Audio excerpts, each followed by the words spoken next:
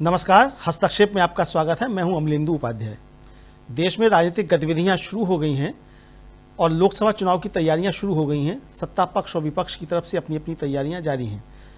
रोज़ लगातार कहीं ना कहीं कोई ना कोई चुनावी जनसभा हो रही है और हर दल अपनी तरफ से अपने अपने तर्क पेश कर रहा है।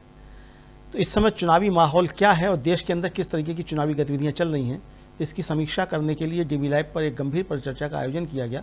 उस परिचर्चा में मैंने भी हिस्सा लिया। परिचर्चा का संचालन किया DB लाइव के प्रधान संपादक राजीव रंजन श्रीवास्तव ने। तो आइए सुनते हैं उस परिचर्चा के कुछ प्रमुख अंश साभार। अगर आपने हमारा YouTube चैनल अभी तक सब्सक्राइब नहीं किया तो इसको सब्सक्राइब कर लीजिए, वीडियो को लाइक और शेयर कीजिएगा और कमेंट करके बताइएगा भी कि इस परिचर्चा पर आपकी क्या राय है। धन्यवाद। सुनते हैं इस परिचर्चा के कुछ प्रमुख अंश साभार। दोस्तों, परसों यानी 7 मई को आप जानते हैं कि तीसरे दौर का मतदान है, यानी तीसरे चरण का मतदान होना है। और उससे पहले आप बहुत सारी बातें सुन रहे हैं। विपक्ष ने मोदी को चारों तरफ से ऐसा घेर लिया है कि बीजेपी के पैर उखड़ते हुए दिखाई दे रहे हैं। और शायद इसीलिए, क्योंकि जो मोदी जी हैं वो जा रहे हैं रामलला के दर्शन करने। आज दरबार पे पहुंच गए, रामलला के दरबार पहुंच गए हैं नरेंद्र मोदी। इस वक्त जब हम ये कार्यक्रम कर रहे हैं तो उधर अयोध्या में रामलला के दर्शन कर रहे हैं नरेंद्र मोदी और रोड शो करेंगे। 22 जनवरी को आपको याद होगा कि जब नरेंद्र मोदी ने आधे अधूरे राम मंदिर का उद्घाटन किया था, तभी समझ आ गया था कि राम मंदिर मोदी के लिए चुनावी मुद्दे से ज्यादा कुछ और नहीं है। बीजेपी को उम्मीद थी कि राम मंदिर के नाम पर उसे वोट मिल जाएंगे, लेकिन 2 चरणों की वोटिंग ने बीजेपी को आईना दिखा दिया कि लोगों के लिए मंदिर से ज्यादा जरूरी दूसरे मुद्दे हैं। अब दूसरे मुद्दों पर तो मोदी बात नहीं करते, आप देख ही रहे हैं। इसलिए अब तीसरे दौर की वोटिंग से पहले फिर से मोदी जी अयोध्या पहुंच गए हैं ताकि लोगों को राम मंदिर के नाम पर लुभा सकें। आज कुछ अखबारों में राम मंदिर के साथ मोदी की फोटो वाला विज्ञापन भी छपा है, जिस पर सवाल उठ रहे हैं कि क्या यह आदर्श आचार संहिता, जी हां, मॉडल कोड ऑफ कंडक्ट का उल्लंघन है क्या? लेकिन मोदी की तरफ से चुनाव आयोग ने शायद मुंह, कान और आंखों पर पट्टी बांध रखी है। चुनाव आयोग अपनी जिम्मेदारियां निभाने में भले ही चूक जाए, लेकिन विपक्ष अपना धर्म बखूबी निभा रहा है। आज राहुल गांधी ने तेलंगाना में एक रैली की तो फिर मोदी की कमजोरियों को जनता के सामने राहुल गांधी ने रखा। क्या कुछ कहा है पहले राहुल गांधी ने, उसको सुन लेते हैं, फिर चर्चा आगे बढ़ाएंगे। और यहां पर एक तरफ विपक्ष और विपक्ष के कई ऐसे नेता, चाहे राहुल गांधी हो, तेजस्वी यादव हो, चाहे अखिलेश यादव, ये तमाम नेता अपनी बातें रख रहे हैं, नरेंद्र मोदी को घेरने की कोशिश कर रहे हैं। और कोशिश ही नहीं बल्कि नरेंद्र मोदी लगभग घिरे हुए दिखाई भी देते हैं। सुनिए जरा क्या कुछ कह रहे हैं यहां पर राहुल गांधी तेलंगाना की रैली में। बीजेपी 2-3% लोगों की पार्टी है। जो भी नरेंद्र मोदी जी ने पिछले 10 साल में किया, 22 लोगों के लिए किया। अदानी जैसे अरबपतियों का उन्होंने लाखों करोड़ रुपए कर्जा माफ किया। देश के सारे एयरपोर्ट, सारे पोर्ट्स, इंफ्रास्ट्रक्चर, डिफेंस इंडस्ट्री, सारी की सारी इन्होंने एक व्यक्ति को पकड़ा दी। और किसानों का, मजदूरों का ये कभी कर्जा नहीं माफ करते। तो मुद्दों की बात करते हुए राहुल गांधी इस चुनाव को आप देख रहे हैं लगातार, चाहे वो राहुल गांधी जब भारत जोड़ो यात्रा में थे या भारत जोड़ो न्याय यात्रा में थे और अब चुनावी यात्रा में हैं, अलग अलग रैलियां कर रहे हैं, तो मुद्दों से भटकते हुए नजर नहीं आते हैं राहुल गांधी। वहीं आज लालू प्रसाद यादव ने भी मोदी सरकार के 10 खतरे लोगों को गिनाए हैं। जी हां, लालू प्रसाद यादव ने मोदी सरकार के 10 खतरे गिनाए हैं। ये खतरे क्या है देखिए। लालू यादव ने लिखा है कि देश की 140 करोड़ जनता गंभीरता से यह सोच रही है।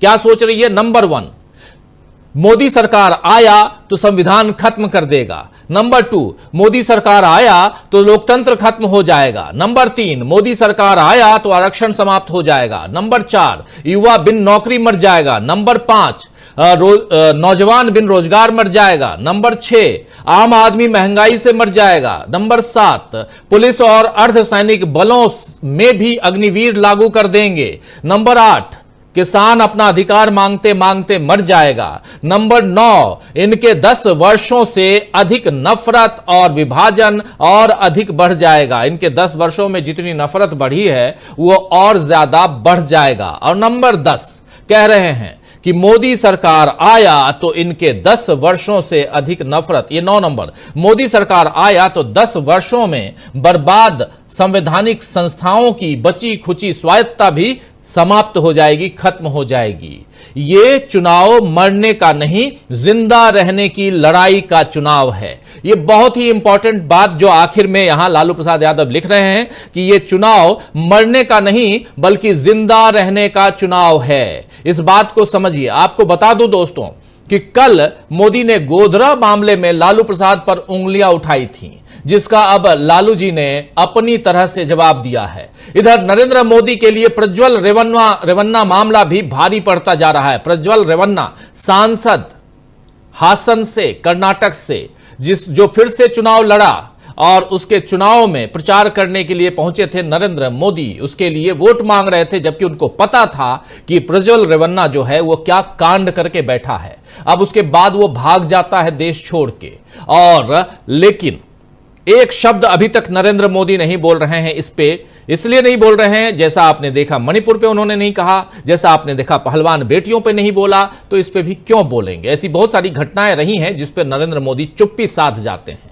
लेकिन यह प्रज्वल रेवन्ना मामला भी अब भारी पड़ता जा रहा है, क्योंकि इसमें एक तरफ कानून अपना काम कर रहा है और दूसरी तरफ अब महिला कांग्रेस ने भी देश भर में हल्ला बोल की तैयारी कर ली है। सुनिए अलका लांबा ने इस मामले पर क्या कुछ कहा है। देश के हर कोने से यह आवाज उठने वाली है, और यह आवाज तब तक उठेगी प्रधानमंत्री जी जब तक आप प्रज्वल रेवन्ना को जर्मनी से वापस भारत लाके कर्नाटका की सरकार को नहीं सौंप देते। यह आंदोलन भारतीय राष्ट्रीय महिला कांग्रेस की सारी प्रदेश इकाइयां पूरे देश में आंदोलन करेंगी, धरना प्रदर्शन, मशाल जुलूस निकालेंगे, राजभवनों का घेराव करेंगे। राष्ट्रपति जी को पूरी मिलने की कोशिश हिमाचल में की जाएगी। और हम दोबारा दोहराते हैं प्रधानमंत्री जी, आप ही की बात को आप ही ने कहा था कि जब तक फांसी की सजाएं नहीं होंगी, फांसी की सजा फैलेगी नहीं, तब तक डर पैदा नहीं होगा। प्रधानमंत्री जी, आपका इम्तिहान शुरू होता है अब। तीसरे चरण का मतदान 7 मई को होना है। अभी 4 चरणों के मतदान बाकी हैं। प्रधानमंत्री मोदी जी, आप देश के जिस जिस कोने पर जाएंगे प्रचार प्रसार के लिए, वोट मांगने, वहां वहां आधी आबादी महिला कांग्रेस की कार्यकर्ताएं आपका घेराव करेंगी, आपको काले झंडे दिखाएंगी। आपकी सत्ता के बल पर पुलिस की लाठियों से यह आधी आबादी डरेगी नहीं। प्रधानमंत्री जी, हम आपका आने वाले 4 चरणों के चुनाव में हर राज्य में आपका रास्ता रोकेंगे कि प्रधानमंत्री जी चुप्पी तोड़िए। तो प्रधानमंत्री जी चुप्पी तोड़िए और महिलाएं क्या कुछ करेंगी, ये यहां अलका लांबा बता चुकी हैं। प्रज्वल रेवन्ना का मामला, और इस मामले को कांग्रेस पार्टी और उसमें भी महिला विंग आगे बढ़ाती हुई नजर आ रही हैं। राहुल गांधी भी रेवन्ना मामले में मोदी को आगाह कर चुके हैं कि कांग्रेस इस बार शांत नहीं बैठने वाली है। और कांग्रेस ही क्या, इस बार तो विपक्ष के तमाम नेता मोदी को एक साथ घेर रहे हैं। तो सीधा सीधा दरभंगा एम्स का नाम यहां ले रहे हैं तेजस्वी यादव। आप जानते हैं दोस्तों कि दरभंगा एम्स बन गया है, ये क्लेम प्रधानमंत्री नरेंद्र मोदी ने किया था, लेकिन ये बिल्कुल ही झूठ, गलत खबर थी, क्योंकि अभी तक वहां एक ईंट नहीं लगाई गई है। तो फिर कहां से एम्स बन गया, वही कह रहे हैं यहां तेजस्वी यादव की एक बार जरा उधर देखाते। लोग सुबह सुबह वहां जाते हैं, तो कौन शहजादा है और कौन झूठ बोलने वाला है, ये अब जनता के सामने आ रहा है। लोगों के बीच तेजस्वी यादव, अखिलेश यादव, ममता बनर्जी, राहुल गांधी, प्रियंका गांधी, मल्लिकार्जुन खड़गे, ये सारे नेता लगातार जा रहे हैं। ये सारे नेता एक जैसे मुद्दों पर बीजेपी को घेर रहे हैं। 10 सालों के मोदी राज का कच्चा चिट्ठा लोगों के सामने रख रहे हैं, और इससे बीजेपी की जड़ें जिस तरह हिलने लगी हैं उसे अब मोदी भी महसूस कर रहे हैं। इसीलिए रामलला को वो फिर से चुनाव के लिए इस्तेमाल करते दिख रहे हैं। मगर क्या जनता अपने भगवान को इस तरह इस्तेमाल करने पर अब चुप बैठेगी? क्या धार्मिक तुष्टीकरण से मोदी बीजेपी को बचा पाएंगे? और क्या तीसरे दौर से पहले भाजपा के उखड़ रहे हैं पांव? आइए इन तमाम मसलों पर चर्चा करते हैं। हमारे साथ कुछ वरिष्ठ साथी जुड़े हुए हैं, उन सबसे आपका परिचय करवाता हूं। देखिए, इस वक्त 5 वरिष्ठ साथी जुड़े हुए हैं। हमारे साथ पंकज चतुर्वेदी जी हैं, डॉक्टर राकेश पाठक जी हैं, हमारे साथ जुड़े हुए हैं प्रेम कुमार जी, हमारे साथ डॉक्टर दीपक पाचपोर जी और अमलेंदु उपाध्याय जी जुड़े हुए हैं। आप सभी का स्वागत है, इस्तकबाल है। और स्वागत इस्तकबाल आप तमाम दोस्त साथी शुभचिंतक आप सबका जो अब तक जुड़ चुके हैं, जो जुड़ने वाले हैं इस कार्यक्रम में। सीधे प्रेम कुमार जी आपके पास आना चाहता हूं। तीसरा दौर और उससे पहले 2 दौर का मतदान ऑलरेडी समाप्त हो चुका है और 2 दौर और तीसरे दौर के बीच अब गैप जो है, मतलब तीसरे की तरफ अब बढ़ते हुए, परसों है तीसरे दौर का मतदान, मंगलवार को। लेकिन उससे पहले क्या आपको लगता है कि उखड़ रहे हैं पांव?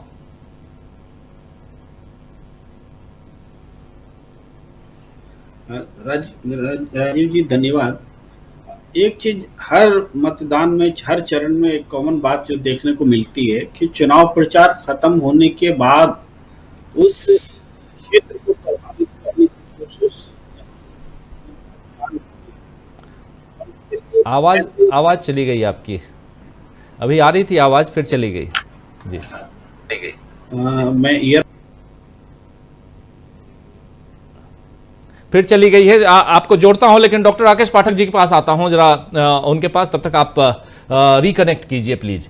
डॉक्टर साहब, कैसे देखते हैं, क्या दूसरे दौर के बाद तीसरा दौर और तीसरे दौर से पहले जो कुछ हो रहा है, अमेठी, रायबरेली और ये 2 घटनाक्रम भी कहीं ना कहीं परेशान करने वाला घटनाक्रम रहा है प्रधानमंत्री नरेंद्र मोदी के लिए, क्योंकि इस पर ढेर सारी प्रतिक्रियाएं मोदी जी और उनकी पार्टी की तरफ से आई हैं। उसके बाद हम देख रहे हैं कि इतनी सारी चीजें, प्रधानमंत्री जाते हैं उधर दरभंगा तो वहां पर गोधरा का जिक्र कर बैठते हैं। ये भी कहीं ना कहीं परेशान करने वाली बात इसलिए आती है क्योंकि वहां वो जिन तथ्यों का सहारा लेते हैं वो तथ्य जो हैं वो उस दौर के नहीं हैं। यानी लालू प्रसाद यादव उस समय 2002 में न तो यूपीए की सरकार थी, न ही वो रेल मंत्री थे। ये सारी बातें सामने आ चुकी हैं, इन सब पे हम चर्चा कर चुके हैं। लेकिन जब परसों मतदान है उससे पहले क्या लगता है आपको, क्या सचमुच पांव उखड़ते हुए दिखाई दे रहे हैं? देखिए राजीव जी, जिस तरह से प्रधानमंत्री बार बार मुद्दों से भटक रहे हैं और उन्हें कोई कोर इशू नहीं मिल रहा, मुसलमानों को लेकर उन्होंने जिस तरह शुरू में हमलावर होने की कोशिश की, अब आज एक वीडियो उनका सामने आया है जिसमें वे कुछ सफाई सी देती हुई दिखाई दे रहे। हमारे मित्र हैं नीलेश नूर, उनका एक शेर है राजीव जी, बिना मांगे सफाई दे रहा है, यही मुजरिम दिखाई दे रहा है।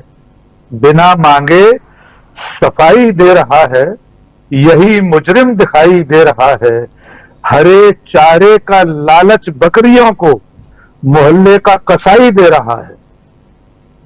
तो आप समझ सकते हैं कि वे एक तरफ हमला करते हैं, फिर समझाने की कोशिश करते हैं, फिर जो फैला हुआ रायता है उसे समेटने की कोशिश करते हैं। और इस बीच में जो प्रेम जी कहना चाह रहे थे उनकी बात अधूरी सी हम लोग सुन पाए, लेकिन जो मैं समझ पाया उनका शायद मंतव्य ये था कि वे हर चरण के मतदान से पहले आसपास के किसी क्षेत्र में बड़ा रोड शो करते हैं या कोई आयोजन करते हैं। हम सब जानते हैं आज चुनाव प्रचार समाप्त हो चुका है शाम को 5 बजे, लेकिन प्रधानमंत्री अयोध्या पहुंच रहे हैं। 7 तारीख को मतदान है। मध्य प्रदेश में, उत्तर प्रदेश में तमाम ऐसी सीटें हैं जहां पर अभी मतदान होना है 7 तारीख को। उनकी हताशा दिखा रही है, उनकी भाषा ये बता रही है कि उनके पांव उखड़ रहे हैं। जो आप कह रहे हैं पांव उखड़ने वाला मुहावरा बिल्कुल सटीक बैठता है इस वक्त जी।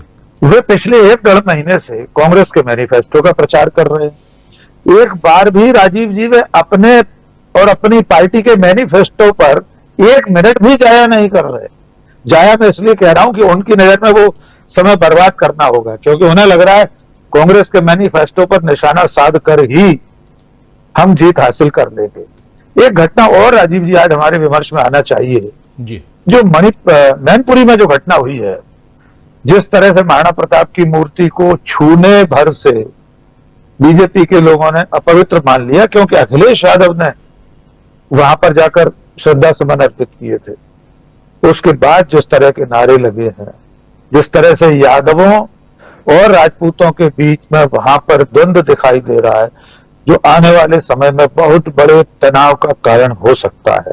और स्वयं प्रधानमंत्री ने आज अपने एक भाषण में कहा है, तुम कैसे यदुवंशी हो रे, यानी वो जो भाषा होती है, मैं उस मुहावरे का इस्तेमाल नहीं करना चाहता हूं, जिसे आमतौर पर सड़क छाप भाषा कहा जाता है। हम अपने प्रधानमंत्री से ऐसी भाषा की उम्मीद नहीं करते।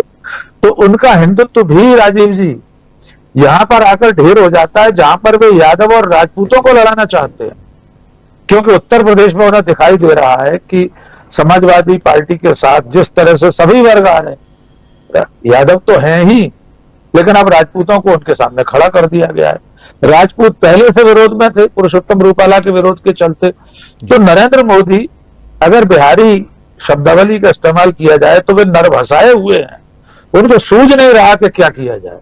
हीरा जी जी जी जी, नरेंद्र मोदी को दरअसल सूझ नहीं रहा कि करना क्या है, और इस बीच बहुत सारी चीजें जो है धीरे धीरे बदलती हुई दिखाई दे रही हैं। जैसे जैसे ये चुनाव और आगे बढ़ता हुआ जा रहा है, यानी कि पहले से दूसरे, दूसरे से अब तीसरे चरण का मतदान। लेकिन उससे पहले जो कुछ हम लोग पहले से देखते आ रहे हैं कि कैसे नरेंद्र मोदी एक फेज से दूसरे फेज और दूसरे फेज से तीसरे फेज के बीच, और उसमें भी जहां पर मतदान होता है उसके बगल में प्रचार करते हुए नजर आते हैं। एक बार आता हूं प्रेम कुमार जी आपके पास फिर से, अपनी बात प्लीज आगे बढ़ाइए, और आपसे समझना चाह रहा हूं कि क्या कुछ हो रहा है, क्या तीसरा फेज इतना अहम माना जाए जहां से हम ये अनुमान लगा पाएंगे कि ये चुनाव किस दिशा में जा रहा है?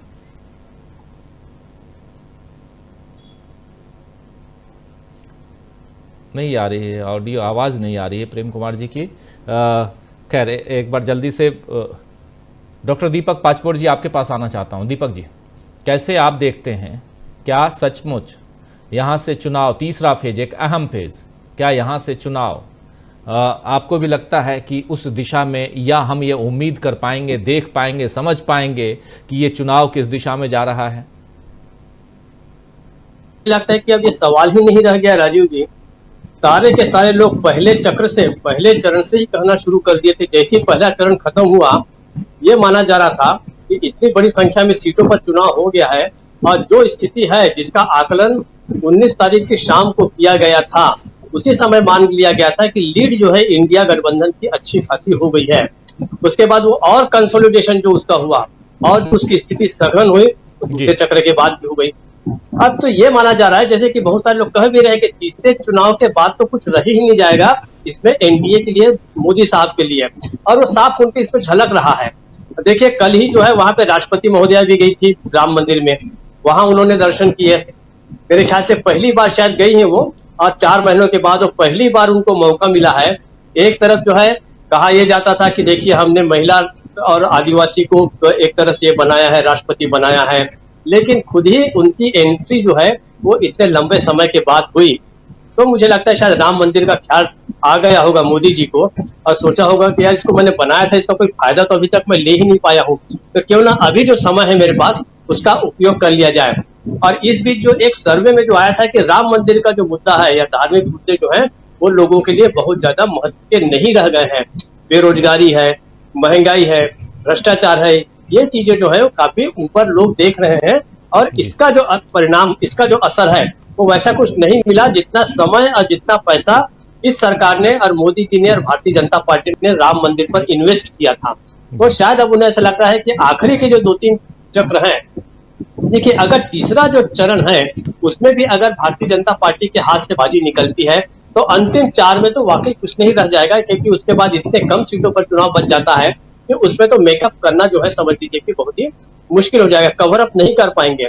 तो इसलिए आप ये बात सही है कि भारतीय जनता पार्टी के पांव उखड़ रहे हैं।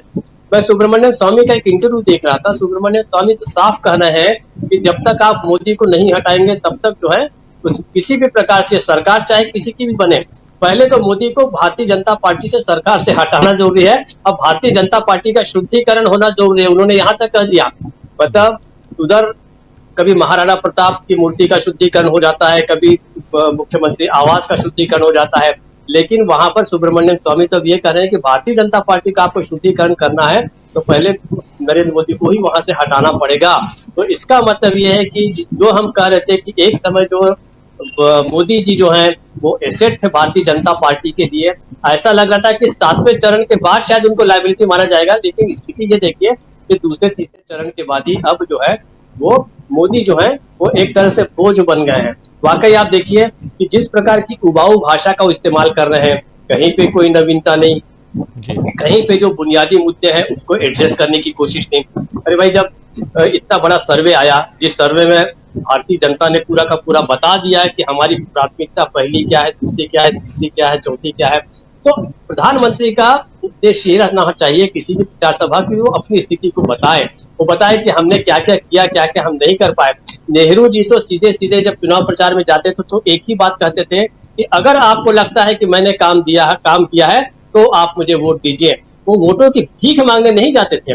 लेकिन मोदी जी देखिए जिस प्रकार से गिड़गिड़ा रहे हैं एक तरह से, और दूसरा अपने अपने जो उनका जो अपना मैनिफेस्टो है उस पर तो कोई बात हो ही नहीं रही है, वो वही पुराने मुद्दे ला रहे हैं। तो मुझे ऐसा लगता है कि ये बात अंदर तक चली गई है, लेकिन क्या मोदी जी के पास तक ये बात वाकई पहुंच रही कि नहीं पहुंच रही, मुझे इसलिए डाउट है क्योंकि वो अभी भी मुद्दे पे नहीं आ रहे हैं।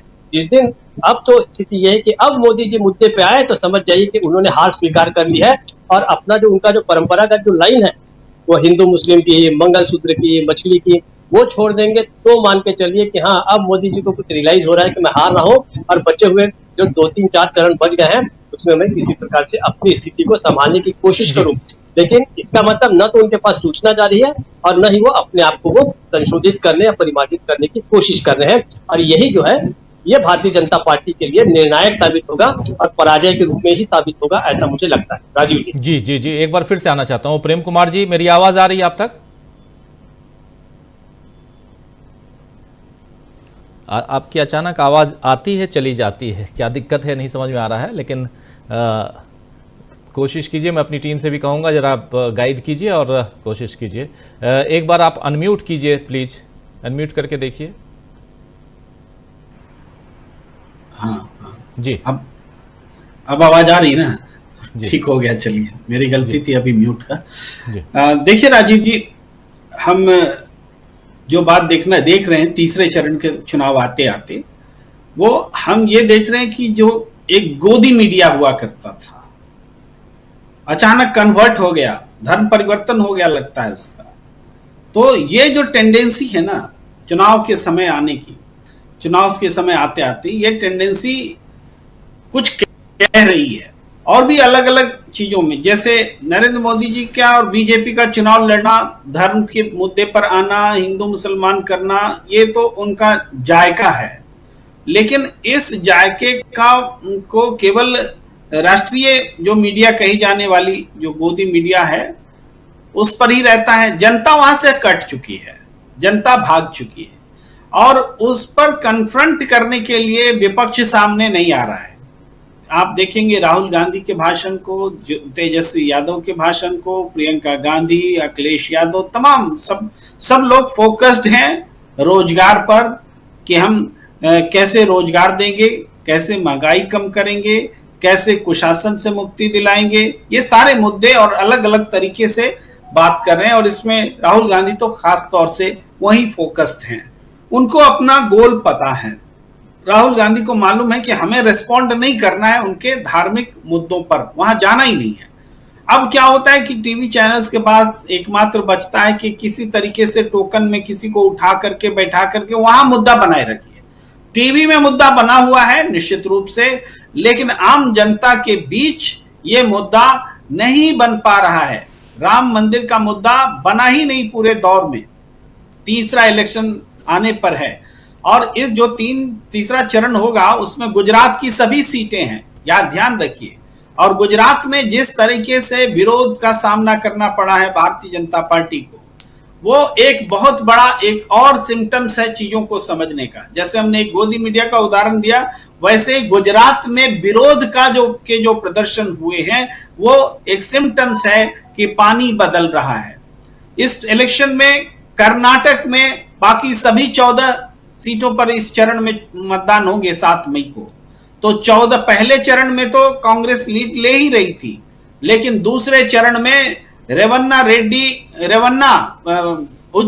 रेवन्ना उसके वो जो केस सामने आया, उस केस ने पूरे भारतीय जनता पार्टी और सेक्स स्कैंडल के बीच के संबंध को एकदम क्लियर कर दिया, कि वो साफ कर दिया। बहुत सारे सवालों का उसने जवाब दिया कि ये लोग बृजभूषण शरण सिंह के साथ क्यों रहते हैं, ये लोग ऐसे सीडी केसेस में खुद संलिप्त क्यों रहते हैं, क्यों इन्होंने कभी चिन्मयानंद को बचाने की कोशिश की थी, क्यों इन्होंने कभी वो उन्नाव वाले जो थे नेता उनको बचाने की कोशिश की थी। ये सारी चीजें एक साथ एक बन गई, एक पैकेज बन गया है कि इनका काम ही है गलत के साथ खड़े रहना। कर्नाटक की बात, बाकी सभी 14 सीटों पर कांग्रेस पार्टी यानी विपक्ष बहुत जबरदस्त तरीके से भारतीय जनता पार्टी को रिप्लेस करेगी इस इलेक्शन में, ये साफ दिख रहा है और ये बहुत बड़ा गेन होगा। तीसरे इलेक्शन का सबसे इंपॉर्टेंट पॉइंट कर्नाटक और गुजरात में जो असंतोष जो कन्वर्ट होता दिख रहा है, बीजेपी से सीटें छिनती दिख रही हैं क्योंकि वो 100% सफलता वाला प्रदेश है गुजरात, और कर्नाटक भी लगभग 28 में 25 वाला प्रदेश है। तो ये दो प्रदेश तीसरे चरण में ये तय कर देंगे कि भारतीय जनता पार्टी अब रिवाइव नहीं कर पाएगी 3 चरण के बाद कि वो सत्ता का मैजिक फिगर हासिल कर सके। इसके अलावा 10 सीटें उत्तर प्रदेश की हैं जहां चुनाव हो रहे हैं और इन 10 सीटों में आप ये समझिए ये बीजेपी को अपनी सीटें बचानी है और ये सीटें अगर बीजेपी बचा नहीं पाती हैं तो ये या कितनी बचा पाती हैं ये देखने की बात है, क्योंकि यहां भी भारतीय जनता पार्टी को उनके उम्मीदवारों को अच्छा खासा विरोध का सामना करना पड़ रहा है। और ये जो चर्चा हो रही थी यादव और राजपूत वाली, जो कह रहे थे हमारे साथी राकेश पाठक जी, तो वो क्यों हो रही है इस समय? वो इसीलिए हो रही कि जो राजपूत उखड़े हुए हैं पूरे देश में किसी तरीके से यादव से लड़ते हुए दिख करके गोलबंद हो जाए, वो उनकी इनसिक्योरिटी है, एक पॉलिटिक्स है कि यादव बनाम राजपूत किया जाए। ये घटना भी बता रही कि भारतीय जनता पार्टी उत्तर प्रदेश में भी सेफ नहीं है, वहां भी उनको राजपूतों को एकजुट करने के लिए तिकड़म करना पड़ रहा है। वो बिग वीडियो डॉक्टर्ड करके चलाना पड़ रहा है कि देखो यादव महाराणा प्रताप का अपमान कर रहे हैं। वास्तव में जब हम उसका वीडियो खोलते हैं, उसका ऑडियो सुनते हैं तो ऑडियो में सुनाई देता है वो तो महाराणा प्रताप का गुणगान कर रहे हैं। और जब वो अखिलेश यादव चले जाते हैं तो उनको पानी से महाराणा प्रताप की मूर्ति को धोया जा रहा है। इससे दलितों को भी इसको चोट पहुंचेगी, यादवों को भी चोट पहुंचेगी, पिछड़ों को भी चोट पहुंचेगी कि ये मनुवादी लोग हमारा अपमान कर रहे हैं। ये बैकफायर करेगा, ये हम कहने जा रहे हैं। बेचैनी में जो ये हथकंडा है बैकफायर करेगा। और ऐसा भी नहीं है कि राजपूत उस अपमान को भूल जाएंगे जिसको लेके लगातार वो शपथ लेते रहे हैं। वो डिवीजन तो वोट का राजपूतों के बीच बना हुआ है ही। इसी तरीके से बिहार और दूसरे प्रदेशों में भी देखिए, बिहार में तो बहुत हालत पतली है। हर चरण में भारतीय जनता पार्टी सीट जबरदस्त तरीके से लूज कर रही है। 2 चरण में तो लूज कर रही है, लेकिन पहले के 2 चरण में बीजेपी डायरेक्ट ना होकर के उसके सहयोगी दल थे, लेकिन इस चरण में बीजेपी की सीटें होंगी और बीजेपी कैसे लूज करती है उस पर ध्यान देना होगा, या कितना लूज करती है वो देखने की बात होगी, रिपोर्ट से पता चलेगा।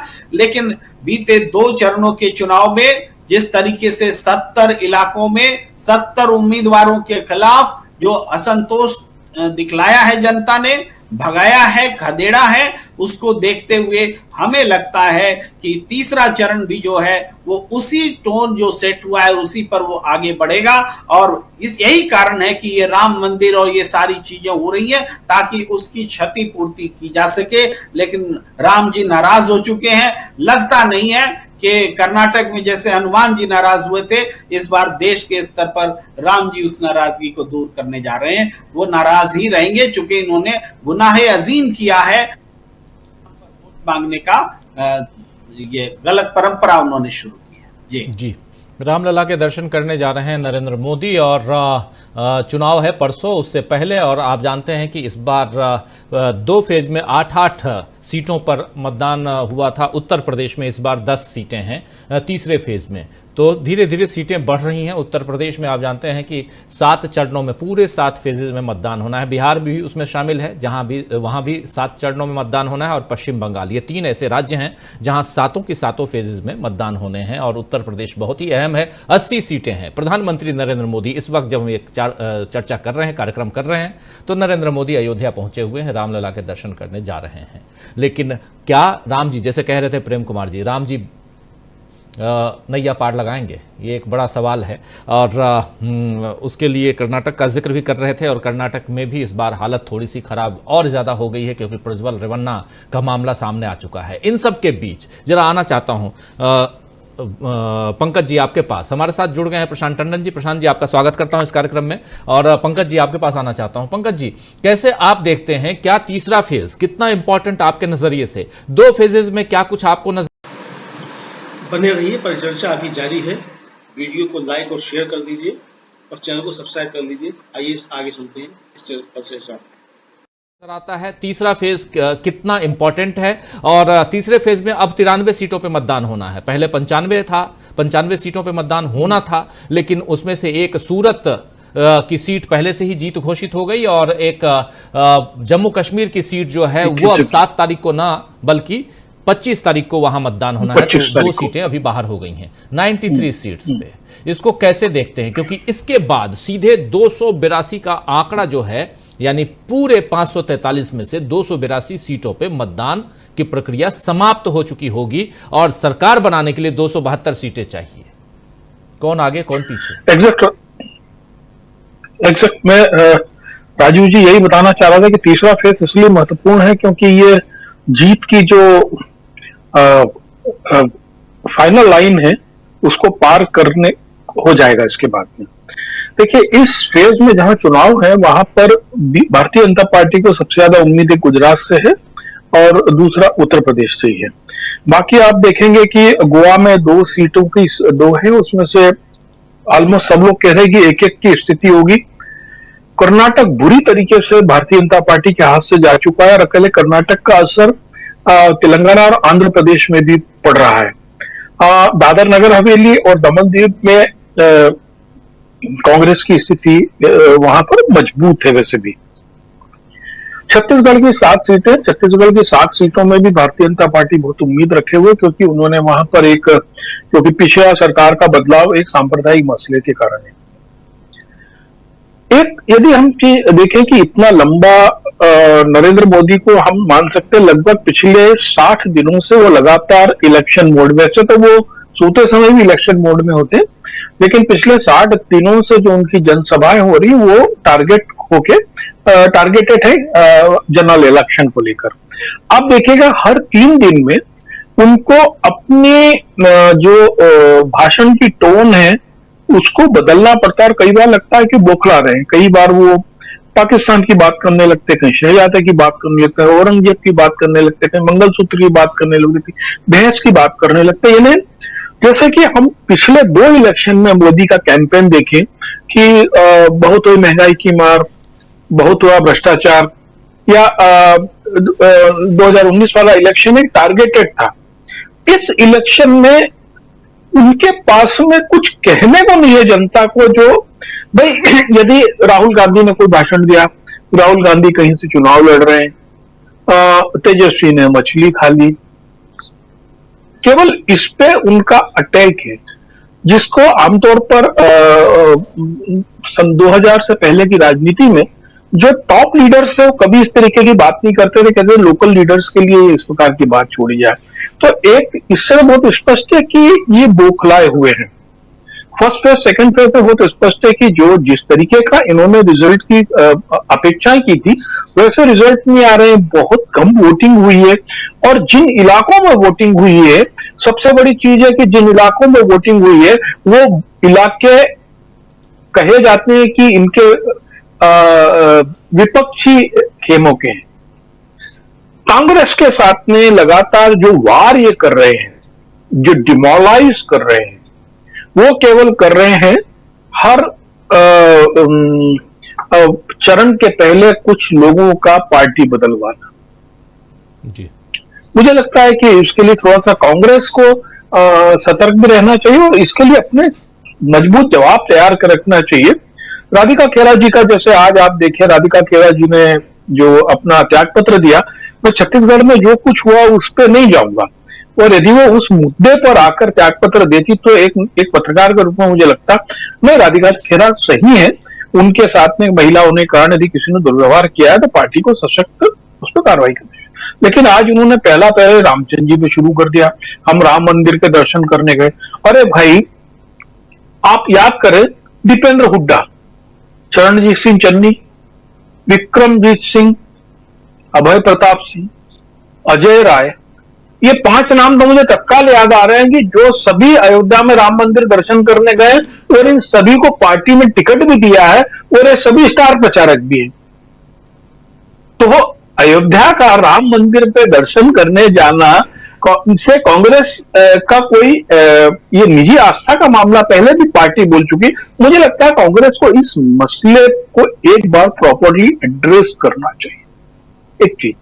दूसरा चीज, यदि आने वाले 3 फेजेस के लिए कांग्रेस को स्ट्रॉन्ग कैंपेन करना है तो इनको अपने स्टार कैंपेनर्स की लिस्ट में कुछ और इजाफा करना चाहिए, क्योंकि प्रियंका ओवरलोडेड है और मुझे लगता है कि इस फेज के बाद में लगातार वो 5 दिन केवल या 7 दिन केवल अमेठी और रायबरेली में देंगी। उस पोजीशन में इस जगह को भरने के लिए कांग्रेस को एक ताकतवर तरीके से अपनी सेकंड लाइन को तैयार करना चाहिए। खड़गे जी विलक्षण रूप से प्रचार कर रहे हैं। आज खड़गे जी की जो कविता जो उन्होंने सुनाई है वो एक इतनी खूबसूरत कविता उन्होंने कही है आज, उसके लिए कि न राम खतरे में न रहीम खतरे में, केवल एक आदमी की कुर्सी खतरे में। वो पूरी कविता बड़ी सुंदर तरीके से की। तो ये ना खड़गे जी को आज के समय का एक नेहरू की छवि वाले नेता के रूप में देखा जा सकता है। ये बात तय है कि 400 पार का नारा खत्म हो चुका है। अब इनके पास में राम मंदिर का जो मसला चल रहा था, जाहिर है एक प्राइम मिनिस्टर के पास में आईबी रॉ से लेकर लोकल इंटेलिजेंस तक की सभी रिपोर्ट जाती हैं और उन रिपोर्ट से बहुत स्पष्ट है कि राम मंदिर का मसला उतना अब इंपैक्ट नहीं दे रहा है जितना मसला लोग रोजगार पे बात कर रहे हैं, महंगाई पे बात कर रहे हैं। रोजगार और महंगाई एक मसला, देखिए टीवी पे जो दिखते हैं जो शहरी चेहरे होते हैं खाए पिए अघाए हुए, उन लोगों को, और मजेदार चीज है कि जो लोग ओल्ड पेंशन स्कीम से पेंशन ले रहे हैं वो लोग भी उसके अंदर शामिल होते हैं। उन लोगों के लिए एक डिस्ट्रैक्ट है क्योंकि वो बहुत कंफर्ट जोन में बैठे हुए हैं इन सब पे बात करना। लेकिन जो वोटर बेरोजगारी से महंगाई से त्रस्त है,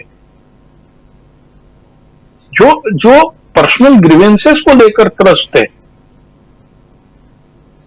वो एक ऐसा वोटर है जो मुखर नहीं है और कभी विजुअल मीडिया उस तक पहुंचता नहीं है। हाँ, एक जरूरियत है कि इस समय यदि इंडिया गठबंधन की जो पार्टियां हैं उनको ग्राउंड लेवल पर, बूथ लेवल पर ऐसे लोगों को निकाल कर लाने की बहुत जरूरत है। और जो लोग कम से कम राम मंदिर का नाम लेकर पार्टी बदल रहे हैं उनके लिए ये 5 नाम तो मैंने बताया, शायद 25 नाम भी ऐसे हो सकते हैं जो बड़े नेता राम मंदिर के दर्शन करने गए और पार्टी ने उनको स्टार प्रचार को टिकट भी दिया है। तो स्थिति बहुत स्पष्ट है, नवाब रंगीले खतरे में है और अभी आने वाले दिनों में और करतब दिखाएंगे। अभी उनका जो करतब है, यानी पतन की सीमा असीम होती है, तो वो उनके शाब्दिक, बौद्धिक और नैतिक पतन सतत चलता चला जा रहा है। उनका जो एक प्लान था, मुझे तो कभी कभार लगता है कि रेवन्ना की जो पेन ड्राइव कांड है ये बीजेपी की पैदाइश है, क्योंकि रेवन्ना का पेन ड्राइव आने के बाद में कुछ तरीके के लोग खड़े हुए। एक तो क्या हुआ कि इलेक्टोरल बॉन्ड की चर्चा बंद हो गई। दूसरे वो लोग थे जो 18 से 40-45 साल के, जिनको 1.5 GB डेटा फूंकना है तो यदा कदा लेके वो उसकी क्लिपिंग देखने में आनंद ले रहे हैं, और बाकी राजनीतिक दल उसको लेके एग्रेसिव हो चुके हैं। तो बहुत मुझको तो शक लग रहा है कि रेवन्ना का जो पेन ड्राइव का मसला है ये बीजेपी और आरएसएस की पैदाइश है। आप देखिए ना, वो लोग डिस्ट्रैक्ट करने को क्या तरीका करते। दिल्ली एनसीआर के 123 स्कूल में अचानक ईमेल भेज दिया कि स्कूल में बम है, और हमारा मीडिया जो है वो कम अकली से कुछ खबरों में देख रहा हूं कि ईमेल की भाषा आईएस की भाषा लग रही है। जो आईएस शब्द इस्तेमाल करता है वो इस्तेमाल किए जा रहे हैं। भाई, कोई शब्द किसी के पेटेंट है क्या? भाई, हम भी तो कह सकते हैं जय शाह शहजादे हैं, वो तो वास्तव में शाहजादे हैं। ये मोदी जी का अकेला थोड़ी पेटेंट होगा। बिल्कुल। तो हर दिन डिस्ट्रैक्ट करने के लिए मुद्दों को ये अजब गजब तरीके के आने वाले 15-20 दिन और तरीके निकालेंगे। और कुछ लोगों को और पलटाएंगे इधर से उधर पार्टी में। तो मुझको लगता है कि राज्य स्तर का, जाहिर है कि कांग्रेस का दुर्भाग्य है कि हर आदमी चाहता है कि हर मसले में राहुल जी या प्रियंका जी ही दखल दें। राज्य स्तर की टीम्स बहुत लाचार से काम करती हैं कई बार, और इसीलिए जो मध्य प्रदेश की आज जो सागर जिले की एमएलए खिसक गई, वो सूरका सीट से आई हुई थी, उसको जाने से तसल्ली से रोका जा सकता था। और आपको सही बात बता रहा हूं, यदि दिग्विजय सिंह अपने चुनाव में व्यस्त नहीं होते तो केवल वो ऐसा कैपेबल नेता है कि वो कोशिश करता कि नहीं जाने देता। जी बिल्कुल बिल्कुल, आप सही कह रहे हैं, और बहुत महत्वपूर्ण बात आप कह रहे थे। और एक जो अभी आपने मल्लिकार्जुन खड़गे साहब की बात कही, उन्होंने ये भी आगे कहा है, मैं चाहता हूँ थोड़ी देर में वीडियो दिखाऊंगा, कि न धर्म खतरे में है न हिंदुस्तान खतरे में है, हमको तो लगता है कि सुल्तान खतरे में है। तो ये अब शहजादा, शहनशाह, पीरजादा और सुल्तान सब सामने आ गया है, तो हमको तो लगता है कि सुल्तान खतरे में है। आना चाहता हूं प्रशांत टंडन जी आपके पास। प्रशांत जी, आप कैसे देखते हैं, क्या ये तीसरा चरण, अब देखिए परसों मतदान है सुबह सुबह 7 बजे से, और उससे पहले बहुत सारी गतिविधियां बहुत तेज गति से हम देख रहे हैं। एक वीडियो देख रहा था, नरेंद्र मोदी जी ने रील बनाकर इंस्टाग्राम पे डाला है, पहुंचे हैं गुजरात, एयरपोर्ट पे हैं, और अपने कुछ कार्यकर्ताओं को कह रहे हैं कि हर कार्यकर्ता 30-30 लोगों को, ये लोक पर्व है, 30-30 लोगों को लेके आए, थाली बजाते हुए, बिल्कुल ऐसा लगना चाहिए कि उत्साह पूर्वक ये आंदोलन, ये जो है चुनाव चल रहा है, 30-30 लोगों को लेके आना है। तो एक उत्साह भरने की कोशिश, लेकिन जब थाली का नाम ले रहे थे तो फिर मुझे वो दिन याद आ गए जब ताली बजाने की बात थी, इसलिए उसका जिक्र यहाँ कर रहा हूँ कि आज भी मोदी जी भूले नहीं हैं और थाली को ले ही आ रहे हैं। क्या ये थाली बजाने वाली घड़ी आ गई है?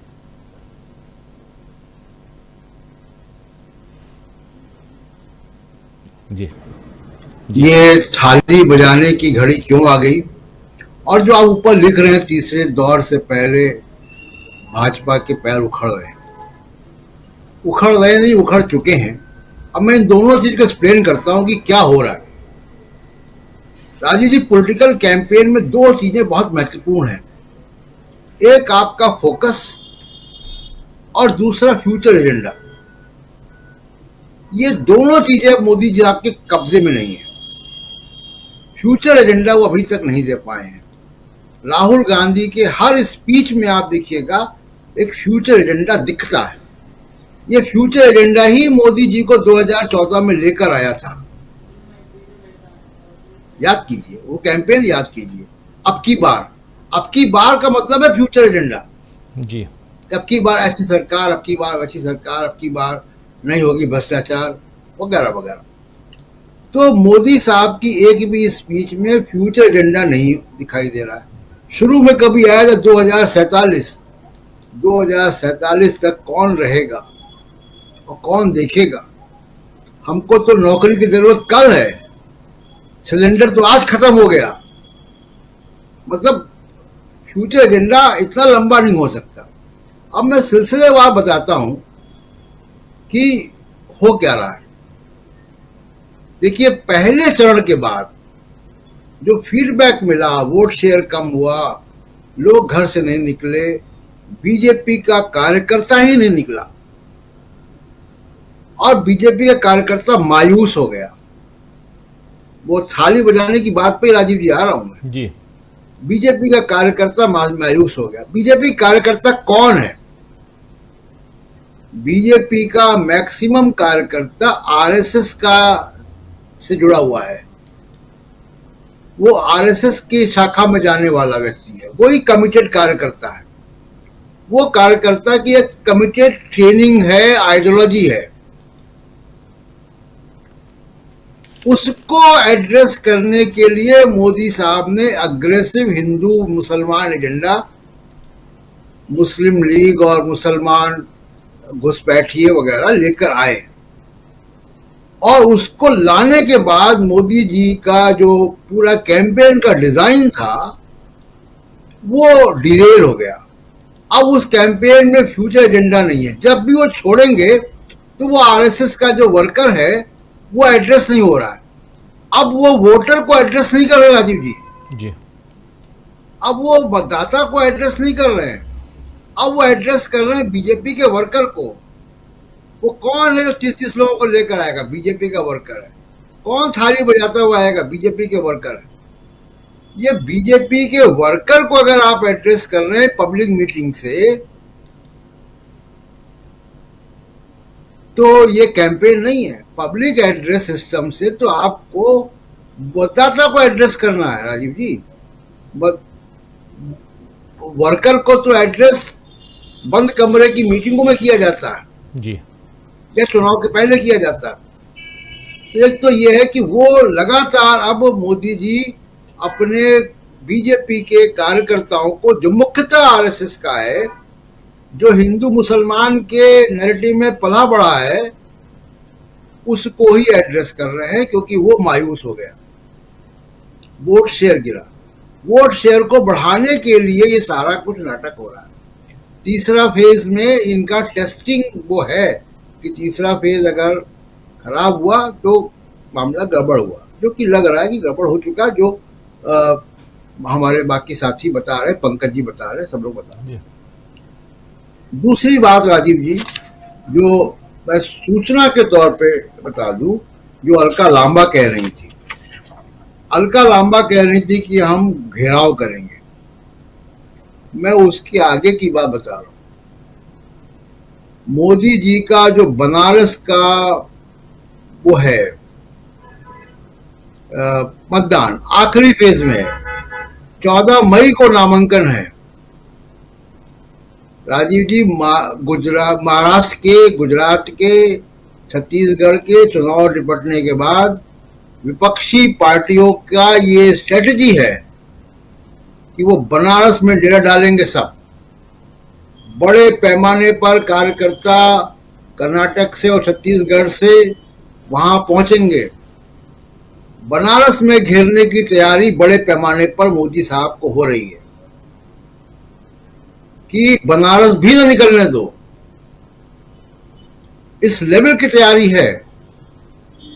और वो बहुत सिस्टमैटिक तरीके से उसकी प्लानिंग है। और आप जानते हैं राजीव जी कि कांग्रेस पार्टी की, कर्नाटक की और छत्तीसगढ़ की टीम कितनी स्ट्रांग है। वो वहां कैंप करने जा रहे हैं मतदान खत्म होते ही, बनारस में, कहीं और नहीं। तो बनारस जो है वो अब फोर्थ फेज के बाद बनारस जो है वो अड्डा रहेगा। तीसरी एक बात हिंदू मुसलमान के नैरेटिव में मोदी जी ने खोई है, वो क्या है? एक जो इंडिपेंडेंट इन्फ्लुएंसर्स हैं, जो कॉलम लिखते हैं, जो बड़े लेवल पे जिनको एम्बेसीज में पढ़ा जाता है, विदेशों में पढ़ा जाता है, उन लोगों ने भी अब मोदी जी से कन्नी काट ली है। वो इतने अग्रेसिव नफरत वाले एजेंडा में मोदी साहब को प्रमोट नहीं कर सकते। आज आपने पढ़ा होगा कि उनकी बेहद समर्थक एक कॉलम लिखने वाली, उन्होंने भी आलोचना करनी शुरू कर दी है, कई और। तो ये एक जो लोग 2014 में के पहले मोदी साहब को एक लेजिटिमेसी दे रहे थे बड़े सर्किल में, एक इंटेलेक्चुअल सर्किल में, एलीट सर्किल में, जो ताकतवर सर्किल है, जो ब्यूरोक्रेसी को प्रभावित करता है, जो विदेशों को प्रभावित है, उसने कन्नी काट ली है। ये मोदी साहब के अग्रेसिव हिंदुत्व एजेंडा, हिंदू मुसलमान एजेंडा का एक आउटकम है। अब उसका इमीडिएट फॉलोआउट क्या हुआ है? राजनाथ सिंह साहब का एक इंटरव्यू पढ़ा मैंने जी। राजनाथ सिंह ने मुसलमानों के मामले पे एकदम उल्टी लाइन ली है नरेंद्र मोदी से। उन्होंने ये कहा कि मुसलमान दूसरी दर्जे के नागरिक नहीं है। ये क्यों कहा है उन्होंने, और क्यों योगी आदित्यनाथ इस रेस में पिछड़ गए?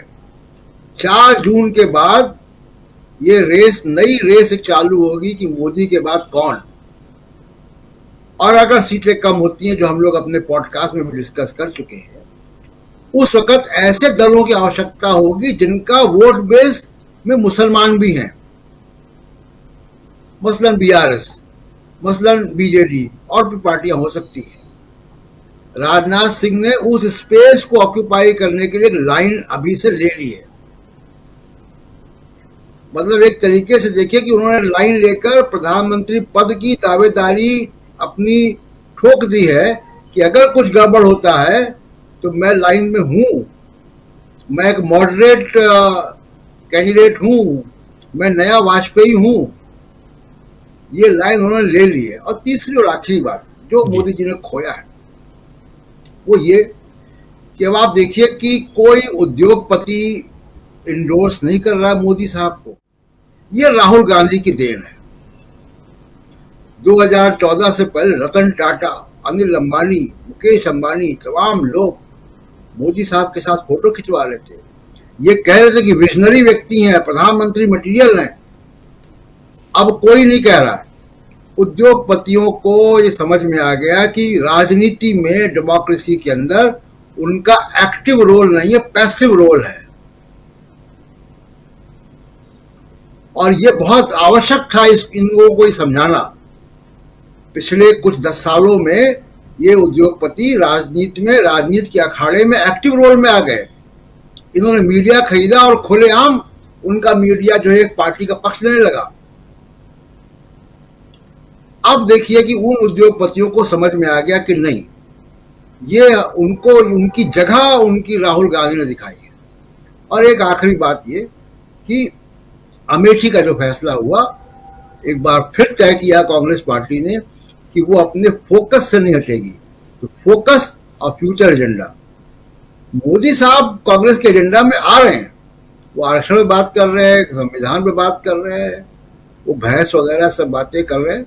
वो आ चुके हैं कांग्रेस के एजेंडा में। कांग्रेस मोदी साहब के एजेंडा में नहीं गई। राजीव जी, ये बहुत आखिरी में जो आप जो लाइन बोल रहे हैं फोकस वाली, ये इस पे मैं भी गौर फरमा रहा था कि आप देखिए 2014 से पहले मीडिया में खबर चल रही है कि सचिन तेंदुलकर को भारत रत्न दे देना चाहिए, भारत रत्न दे देना चाहिए। कांग्रेस पार्टी भारत रत्न दे देती है। पहली बार किसी क्रिकेटर को, किसी खिलाड़ी को भारत रत्न दिया जाता है।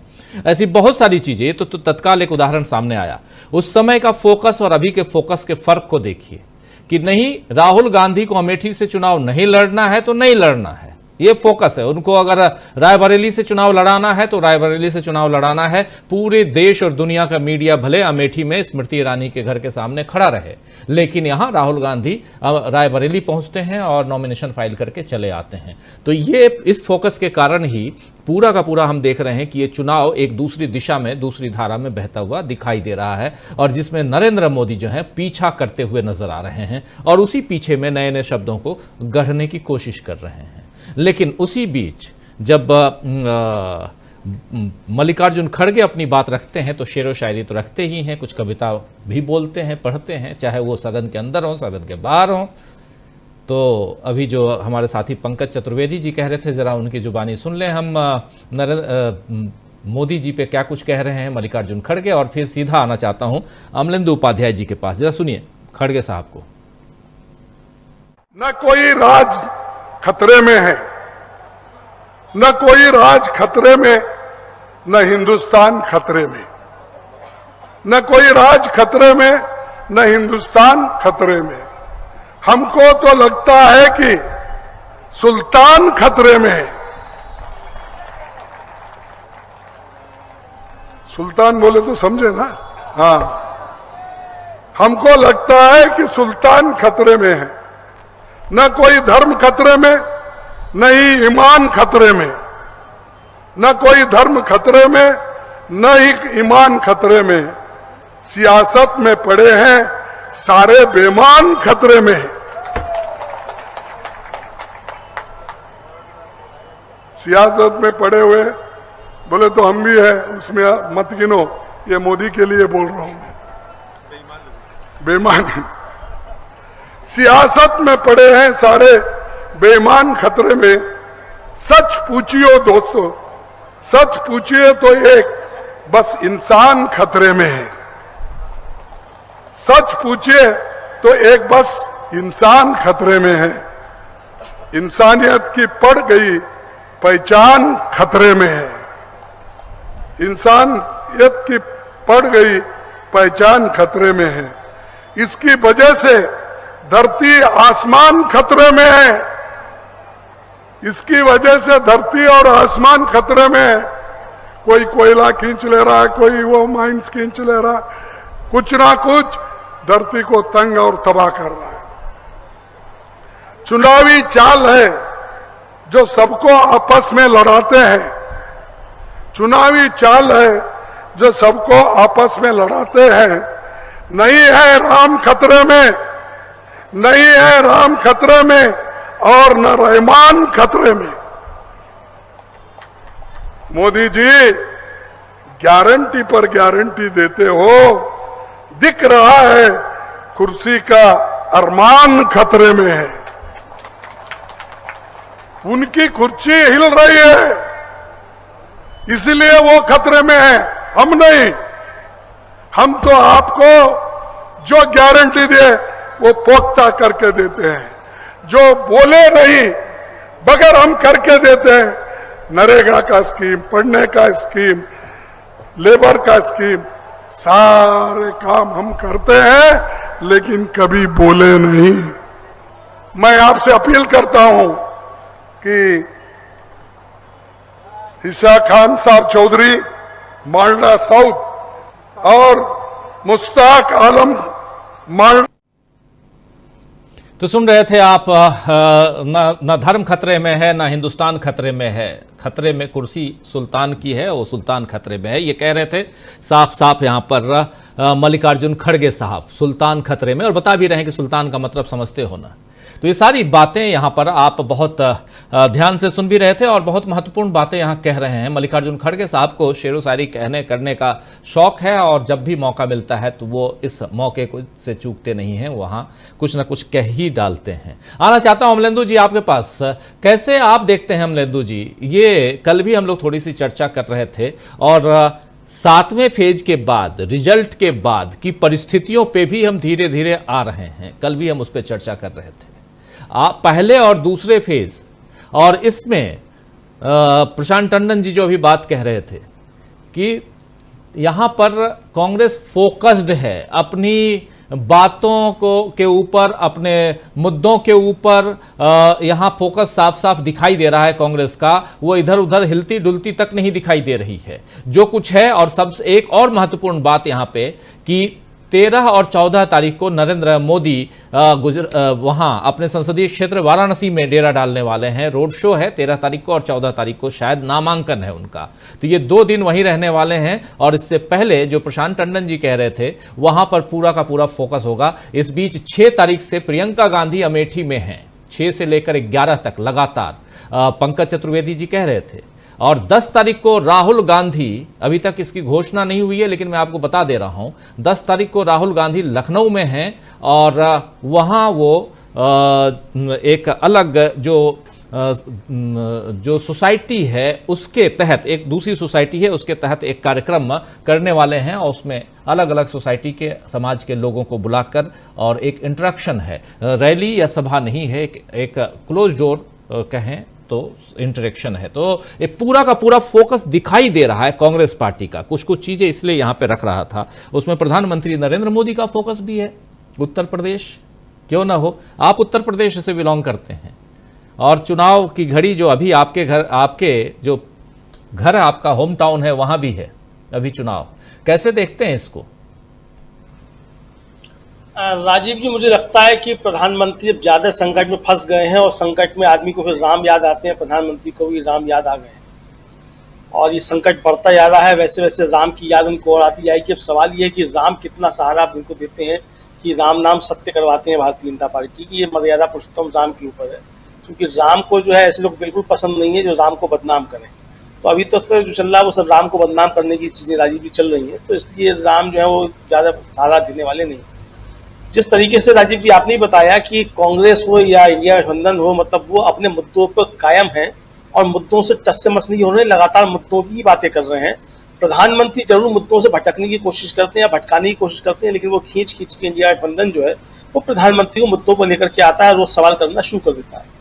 आज भी प्रधानमंत्री जब जा रहे थे उत्तर प्रदेश के दौरे पर तो जयराम रमेश ने जो थे बहुत सारे सवाल उनसे उठाए कि आपने उत्तर प्रदेश के लिए क्या क्या किया, कहाँ कहाँ की आपने जो थी वो चीनी मिल बंद करवा दी, कहाँ कहाँ कौन सी मिल बंद करवा दी, ये सारे सवाल उनसे उठाए।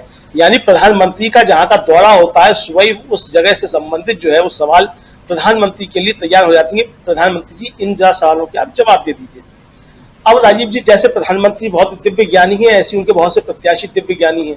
एक दिव्य ज्ञानी जो है उनकी वो खड़ी हो गई है वहां से हिमाचल प्रदेश में मंडी से। उनका एक वीडियो बड़ी जोर शोर से वायरल हो रहा है, वो बता रही है कि वो तेजस्वी सूर्या जो है वो गुंडे जो है वो तेजस्वी सूर्या जैसे गुंडे वो मटन मछली हो जाने क्या क्या कह के वो कह रही है। 14 सेकंड का वीडियो वायरल हो रहा है।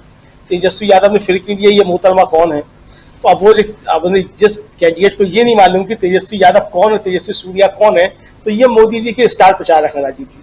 तो भांग जो है वो पूरे कुएं में घुली हुई है। ऐसा नहीं है कि अकेले मोदी जी जो है उस प्रसाद के लाभार्थी हैं, वो पूरे कुएं में भांग घुली हुई है।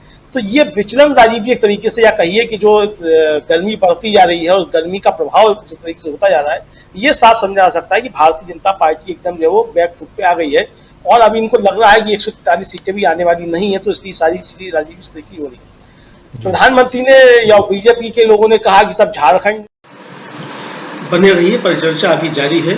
वीडियो को लाइक और शेयर कर दीजिए और चैनल को सब्सक्राइब कर लीजिए। आइए आगे सुनते हैं इस परिचर्चा जो है वहाँ डेमोग्राफी बाहर की घुसपैठी आकर के बिगाड़ रहे हैं। चंपई सोरेन जो वहाँ के मुख्यमंत्री उन्होंने थोड़ी देर पहले राजीव जी एक ट्वीट किया, उन्होंने सवाल पूछा वो प्रधानमंत्री के ऊपर, भारतीय जनता पार्टी के ऊपर बड़े गंभीर प्रश्न खड़ा करता है। उन्होंने कहा कि भाजपा के नेता आरोप लगाते हैं कि झारखंड में घुसपैठिए आकर डेमोग्राफी चेंज कर रहे हैं। वैसे घुसपैठिए आते कहाँ से और इस अंतर्राष्ट्रीय बॉर्डर पर चौकीदारी का जिम्मा झारखंड सरकार को कब मिला? राजनीति करने की जगह उस सीमा को सील क्यों नहीं किया जाता? ये गलती किसकी है? झारखंड में राशन कार्ड तक आधार संख्या के बिना नहीं बनते। जब आधार कार्ड बनाने वाली एजेंसी केंद्र सरकार के अधीन काम करती है, नागरिकता देना भी केंद्र के अधिकार क्षेत्र में आता है, तो फिर इस प्रक्रिया में होने वाली गड़बड़ी के लिए कौन जिम्मेदार है?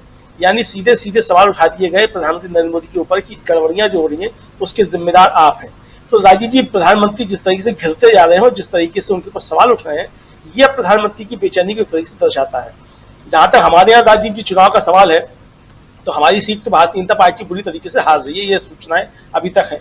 बगल की सीट है राजीव जी बरेली की, वहां प्रधानमंत्री ने जो है तो एक तरीके से कहा जाए सभा की भमोरा जगह वहां, और बरेली में जाकर के उन्होंने रोड शो किया। ये जब भीड़ नहीं जुटी उनकी सभा में तो उनको रोड शो करना पड़ा। तो आप समझ सकते हैं कि कितना जोर जो है प्रधानमंत्री को एक सीट पे अगर जाकर के देना पड़ रहा है, तो ये समझा जा सकता है ये किस तरीके की परिस्थितियां बन रही हैं। तो कुल मिला के राजीव जो 2 चरण हो चुके हैं उसमें भारतीय जनता पार्टी के लिए उत्तर प्रदेश में हाथ खाली दिखाई पड़ रहे हैं। अब ये सूचना है, शायद प्रेम कुमार जी ने ट्वीट किया है, वो शेयर किया है कि एक मंत्री जो है भारत सरकार के, वो क्या उनके लोग कह रहे हैं कि जयंत चौधरी जो उन्होंने अपने वोट ट्रांसफर नहीं कराए हैं। इस तरीके की चर्चाएं वहां चलने लगी हैं। तो अगर ये शुरू हो गया है जयंत चौधरी के ऊपर मरा जाना है कि जयंत चौधरी अपने वोट ट्रांसफर नहीं कराए हैं, तो आप समझ सकते हैं कि पश्चिमी उत्तर प्रदेश से क्या संकेत मिलने वाले हैं। अब राजीव जी जो वहां का जो महाराणा प्रताप को लेकर के जो किया गया है वो फर्जी वीडियो है, डॉक्टर वीडियो उसको चलाया गया है। ये कोशिश की गई है कि इस तरीके से जो है वो शक्तियों को थोड़ी तरह अपनी तरफ खींचा जाए। लेकिन क्षत्रिय जो राजीव जी वो अपने पूरे से डटे हुए हैं, और जामनगर में उनकी जो सभा हुई है और वहाँ जो शंकर सिंह वाघेला है उन्होंने तो बड़े खुल के कह दिया है कि क्षत्रिय जो भी असली होगा वो भारतीय जनता पार्टी को वोट नहीं देगा। अब ये भी पहचान राजीव की हो जाएगी कि क्षत्रिय जो सभाएं जितनी है वो सब कह रही है कि असली क्षत्रिय जो है वो भाजपा को वोट नहीं देगा, तो जो भाजपा को वोट देकर के आती है वो असली क्षत्रिय की कैसे क्षत्रिय, ये भी अब पहचान हो जाएगी। तो कुल मिलाकर के ये भारतीय जनता पार्टी बहुत बुरी तरीके से फंसती नजर आ रही है। प्रधानमंत्री के पास राजीव जी कहने के लिए कुछ नहीं है। प्रधानमंत्री अगर 2 दिन जाकर के वाराणसी में डेरा डालना पड़ता है अगर प्रधानमंत्री को राजीव जी अपने नॉमिनेशन के लिए, तो आप समझ सकते हैं कि बनारस में भी कितनी गंभीर परिस्थितियां प्रधानमंत्री के लिए है। राहुल गांधी तो रायबरेली गए, पहली बार चुनाव लड़ने के लिए जा रहे हैं, गए नॉमिनेशन करके चले आए, सुबह गए और जाके दोपहर में नॉमिनेशन किया और नॉमिनेशन करके तुरंत निकल गए। वहां तो 4 दिन रुकने की आवश्यकता नहीं पड़ी राहुल गांधी को। प्रधानमंत्री को अगर अपने उस क्षेत्र में जाकर के जहां से 10 साल से वो सांसद है और वहां जाकर के अगर उनको 2 दिन जो इसलिए खर्च करना पड़ रहा है कि उनको नॉमिनेशन करना है, उसके लिए रोड शो भी करना पड़े, तो आप समझ सकते हैं कि बनारस में भी प्रधानमंत्री किस तरीके से फंसे हुए हैं। बाकी समय आएगा राजीव जी, बहुत कुछ तय हो जाएगा। जी बिल्कुल, समय बहुत तेजी से आगे बढ़ भी रहा है और ऐसे में बहुत कुछ तय होता हुआ भी जा रहा है। क्या कुछ दिखाई दे रहा है डॉक्टर राकेश पाठक जी आपको? राजीव जी, अमलेंदु जी शायद कंगना जी के ताजा वीडियो से वाकिफ नहीं है। 2 क्लिप उनकी और आज वायरल हुई हैं। एक तो उन्होंने कहा है कि लोग मुझे देखने आ रहे हैं कि कौन हुस्न की परी आई है, और इसी तरह के कई शब्दों का इस्तेमाल किया। दूसरा, उन्होंने बड़ी महत्वपूर्ण बात कही है। उन्होंने कहा, मैं अमिताभ बच्चन के बाद सबसे ज्यादा लोकप्रिय अभिनेत्री हूं। तो अमलेंदु जी, ये दोनों वीडियो भी आप देख लीजिएगा और स्वीकार कीजिए कि अमिताभ के बाद सबसे ज्यादा लोकप्रिय हैं कंगना जी। एक बहुत महत्वपूर्ण विषय और सामने आया है राजीव जी, उस पर चर्चा करना जरूरी है, क्योंकि प्रधानमंत्री जी आज अयोध्या में हैं। राहुल गांधी ने पिछले दिनों आरोप लगाया था कि राष्ट्रपति महोदया को इसलिए अयोध्या में नहीं बुलाया गया प्राण प्रतिष्ठा में कि वे आदिवासी हैं। इसका खंडन किया है राम मंदिर न्यास के सचिव चंपत राय ने। उन्होंने एक नया विवाद पैदा कर दिया राजीव जी। चंपत राय का कहना यह है कि हमने तो रामनाथ कोविंद को भी न्योता दिया था और द्रौपदी मुर्मू को भी दिया था जी। सवाल यह खड़ा हो रहा है कि अगर राम मंदिर न्यास ने उन्हें न्योता दिया था तो वे आई क्यों नहीं वहां पर? अगर वे समारोह में शामिल नहीं हुई तो क्या उनका भी मंतव्य वही है जिस मंतव्य से शंकराचार्य शामिल नहीं हुए कि ये राजनीतिक आयोजन है? यानी हमारी राष्ट्रपति भी ये मानकर चल रही थी कि ये कोई धार्मिक आध्यात्मिक आयोजन नहीं है, ये भारतीय जनता पार्टी का, नरेंद्र मोदी का शो है, इसलिए नहीं जाऊंगी। क्योंकि शुरू में तो सरकार की तरफ से कभी ये स्पष्टीकरण नहीं आया कि राष्ट्रपति को न्योता दिया गया था। आज चंपत राय ये कह रहे हैं, वे कह जरूर इस एंगल से रहे हैं कि राहुल गांधी का ये जो आरोप है कि वे आदिवासी हैं इसलिए नहीं बुलाया गया, ऐसा कुछ नहीं, उन्हें बुलाया गया था। तो अब इसका जवाब आना जरूरी है कि वे क्यों उस वक्त नहीं गई थी। और अब एन चुनाव के वक्त 3 दिन बाद मतदान है, 2 दिन बाद, 1 दिन पहले वे होकर आई हैं, तो अब वे क्यों गई? क्या भारत का राष्ट्रपति भारतीय जनता पार्टी और केंद्र सरकार के इशारे पर काम कर रहा है कि न्योता देने के बावजूद नहीं गई वे? वरना राष्ट्रपति कौन रोक सकता है? अगर राम मंदिर न्यास उन्हें आमंत्रित कर रहा था और वे जाना चाहती थी तो उन्हें कौन रोक सकता था? अर्थात या तो उन्हें न्योता नहीं दिया गया था अथवा न्योता दिया गया था, सरकार ने उन्हें जाने नहीं दिया, ताकि जो लाइमलाइट है वो प्रधानमंत्री से राष्ट्रपति की ओर न चली जाए। ये मुद्दे अभी चर्चा में और गरमाएंगे। आज प्रधानमंत्री जी अयोध्या गए, हम सब जानते हैं उनकी मंशा क्या है, लेकिन वे कितनी भी कोशिश कर रहे हैं, जितनी भी कोशिश कर रहे हैं, राम मंदिर का मुद्दा गरमा नहीं पा रहा। 22 जनवरी के बाद अगले 22 दिन में ही वो ठंडा हो चुका था। और जैसा कि अभी प्रशांत जी ने कहा था कि कांग्रेस अपने एजेंडे पर चल रही है, वो बीजेपी के एजेंडे पर नहीं आ रही। नरेंद्र मोदी कितने भी आरोप लगा लें, जितने सुलझे हुए बयान राहुल गांधी, तेजस्वी यादव, अखिलेश यादव दे रहे हैं, इतने परिपक्व बयान बहुत दिनों बाद राजनीति में सुनाई दे रहे हैं। मल्लिकार्जुन खड़गे का आपने शेरो शायरी वाला भाषण सुनवाया, ये भी भारत की राजनीति में बहुत दिनों से अनदेखा अनसुना था कि राजनीति इसी तरह की होना चाहिए, भाषण इसी तरह के होने चाहिए। अटल बिहारी वाजपेयी के दौर को हम सब ने देखा है, देश में बहुत नई पीढ़ी ने भले न देखा हो, उससे पहले वाली पीढ़ी ने तो देखा है। तो कांग्रेस और विपक्ष के नेता उस पुरानी राजनीति को वापस लाने की कोशिश कर रहे हैं, जिसमें मुद्दों की बात होती थी, शेरो शायरी होती थी, कविताएं होती थी, उस तरह के मुहावरों का, लोकोक्तियों का इस्तेमाल होता था। नरेंद्र मोदी इस तरह के हर मोर्चे पर विफल होते दिखाई दे रहे हैं। न उनके भाषणों में अब वो ताब बची है, न वो ओज बचा है, न मुद्दे बचे हैं, और यही उनकी हताशा को बताने के लिए पर्याप्त है। और हम बार बार दोहराते रहे, आज फिर दोहराना चाहते हैं कि अभी तीसरे चरण के मतदान के बाद राजीव जी, जब हम और आप बैठेंगे चर्चा करने, उसके जो रुझान सामने आएंगे, अगर वे वैसे ही रहे जो पहले और दूसरे चरण के हैं, तो नरेंद्र मोदी को हम अगले चरणों के लिए पतन के पाताल की ओर 1-2 पायदान और उतरते हुए देखेंगे। जी राजीव जी। जी बिल्कुल। तीसरे चरण में आप जानते हैं कि 93 सीटों पे मतदान होना है और उत्तर प्रदेश, उसके अलावा गुजरात की पूरी सीटें हैं, कर्नाटक है, कर्नाटक के भी 14 सीटों पे हो गया है, 14 सीटें और बाकी हैं जिस पे मतदान, यानी कर्नाटक का चुनाव भी खत्म हो जाएगा। गुजरात एक ही फेज में है, 26 की 26 सीटें, 26 नहीं अब 25 सीटें, क्योंकि एक तो जीत चुके हैं, नरेंद्र मोदी की पार्टी जीत चुकी है सूरत, और उसके अलावा महाराष्ट्र है, असम है, बिहार, छत्तीसगढ़, दमन और दीव और गोवा और जम्मू कश्मीर नहीं है, अब पश्चिम बंगाल है। तो ये राज्य हैं, 11 राज्य और 93 सीटों पर मतदान होना है 7 फरवरी को। अभी से कुछ घंटे बाद कह लें, 36 घंटे गिनना शुरू कर लें तो काउंटडाउन चालू हो सकता है। लेकिन तीसरे फेज के बाद जब शाम को हम लोग चर्चा करेंगे तो क्या चर्चा करेंगे, ये बहुत इंपॉर्टेंट है, जो जिस तरफ इशारा कर रहे हैं डॉक्टर राकेश पाठक जी। जरा प्रेम कुमार जी आपके पास भी आना चाहता हूं जल्दी से। प्रेम कुमार जी, डॉक्टर दीपक पासपोर्ट जी कुछ जोड़ना चाह रहे हैं। जी दीपक जी। जी, डॉक्टर राकेश पाठक साहब ने जो बताया उसमें केवल एक संशोधन है। बहुत वो स्टेटमेंट बड़ा मजेदार है कंगना रनौत का। उन्होंने ये नहीं कहा कि मैं सबसे लोकप्रिय हूँ अमिताभ बच्चन के बाद, उन्होंने ये कहा कि मैं अमिताभ बच्चन के बाद सबसे ज्यादा सम्मान मेरा होता है पूरे देश में, उत्तर से लेकर दक्षिण चली जाओ या जहां, तो ये बड़ा फर्क है। वो कहते हैं कि मुझे सबसे ज्यादा सम्मान मिलता है, ये मजेदार बात है। और उसके ये भी कह रही है कि अलग अलग राज्यों, उसमें मणिपुर का नाम भी ले रही है, अलग राज्य कि मैं यहाँ गई सब जगह मणिपुर गई। मैं पिछले 2 साल का खंगाल रहा था कि मणिपुर गई कि नहीं, मणिपुर जाना चाहिए था उनको।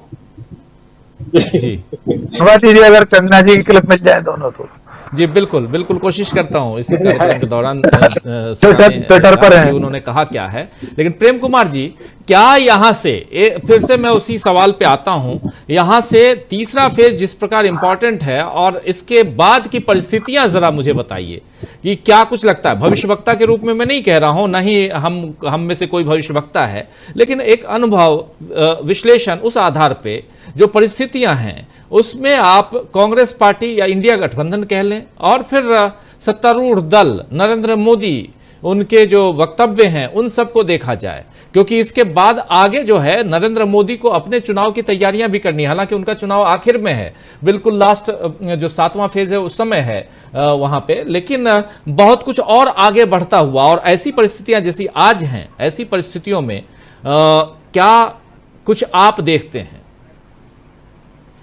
जी राजीव जी, देखिए तीसरे चरण का चुनाव खत्म होते होते एक अंदाजा भारतीय जनता पार्टी को भी लग जाएगा कि उनको कितना लॉस हो रहा है और रिपेयरेबल लॉस है कि नहीं, और इंडिया गठबंधन के को भी अंदाजा लग जाएगा कि जो गति जो पेस उसने बनाई है वो पेस कितना और मजबूत हो कि सत्ता परिवर्तन के रूप में अपने पक्ष में सिचुएशन को किया जाए।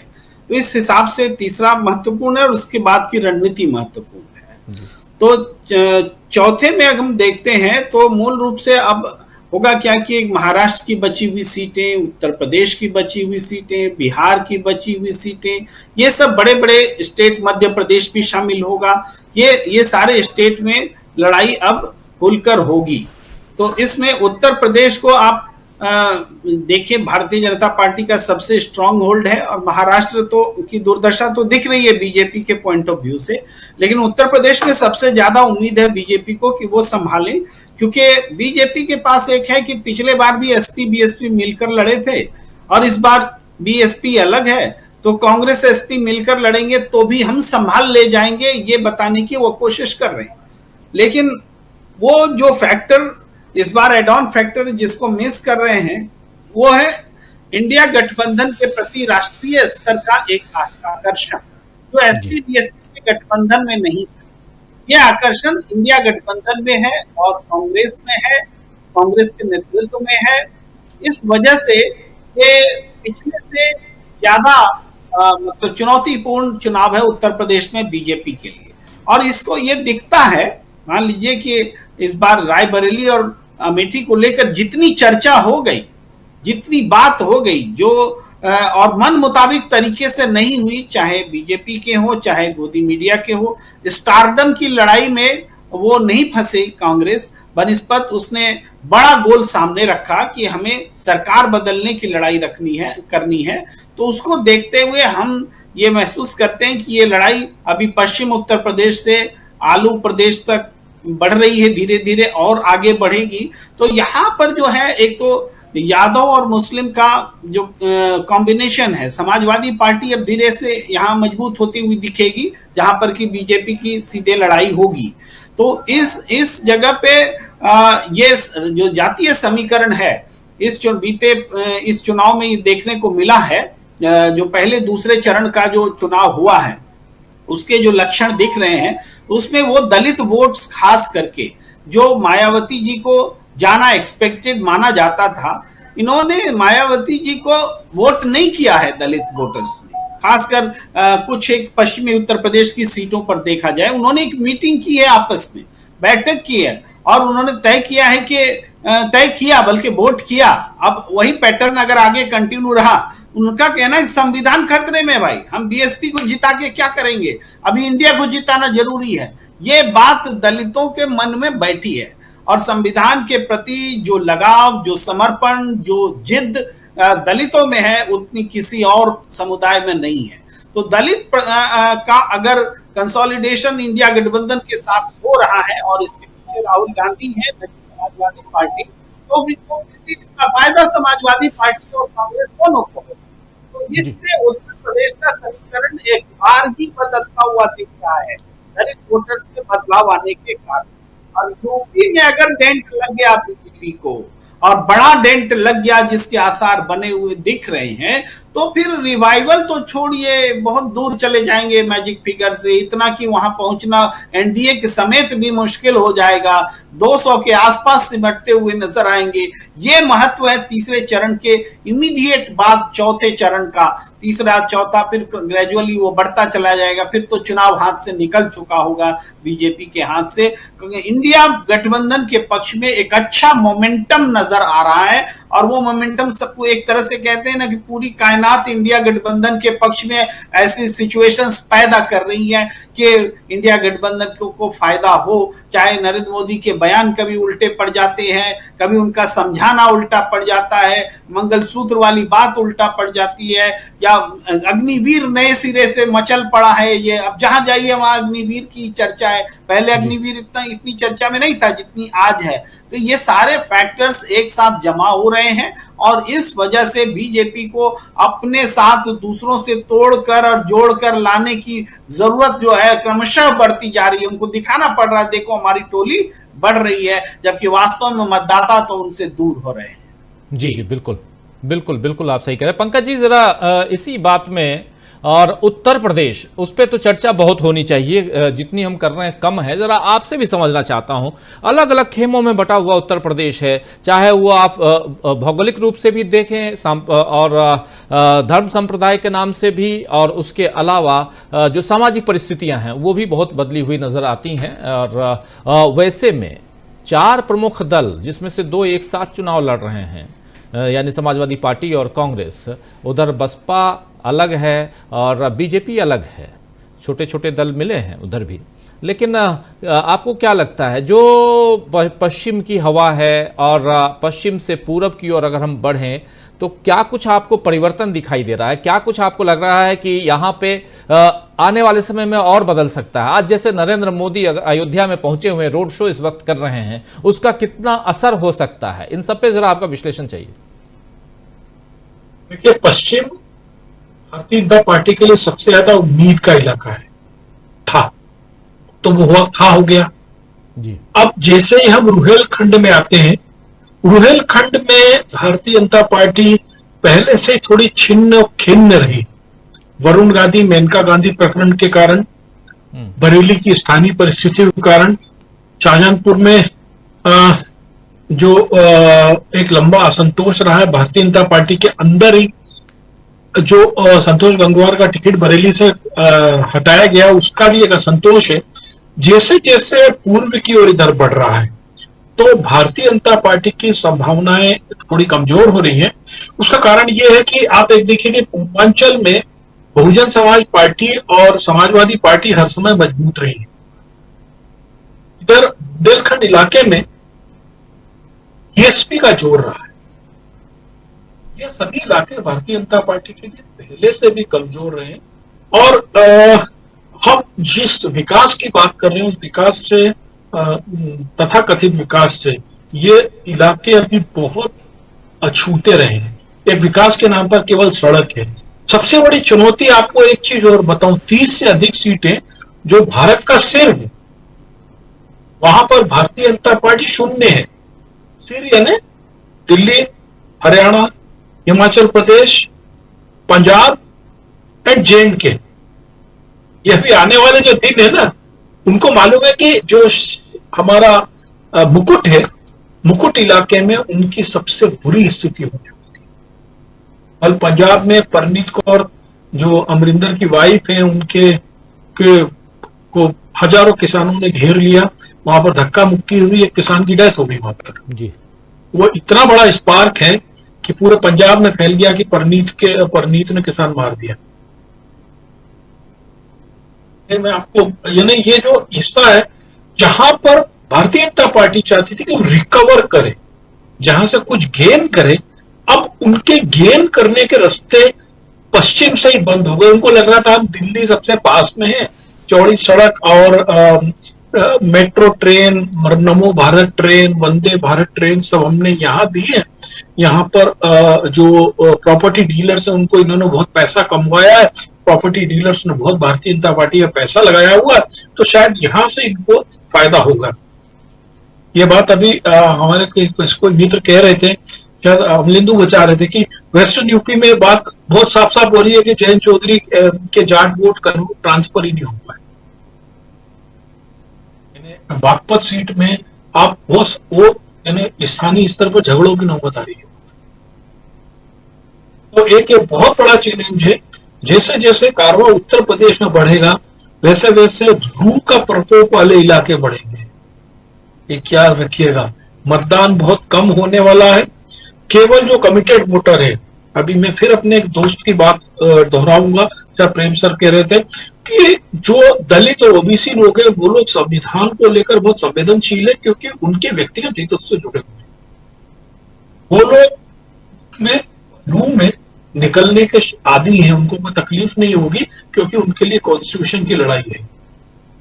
और पता नहीं क्यों यूपी में भी जो आरएसएस से जुड़े हुए लोग हैं वो इस समय उस तरीके के एक्टिव चुनाव में नहीं दिख रहे हैं। मैं आपको और एक चीज बताऊं, अयोध्या में भारतीय जनता पार्टी की स्थिति बहुत खराब है, क्योंकि अयोध्या में वहां पर हितग्राहियों के झगड़े हुए, झगड़ों जमीनों की दलाली में भारतीय जनता पार्टी के नेताओं के आपस में काटम काट के झगड़े। जी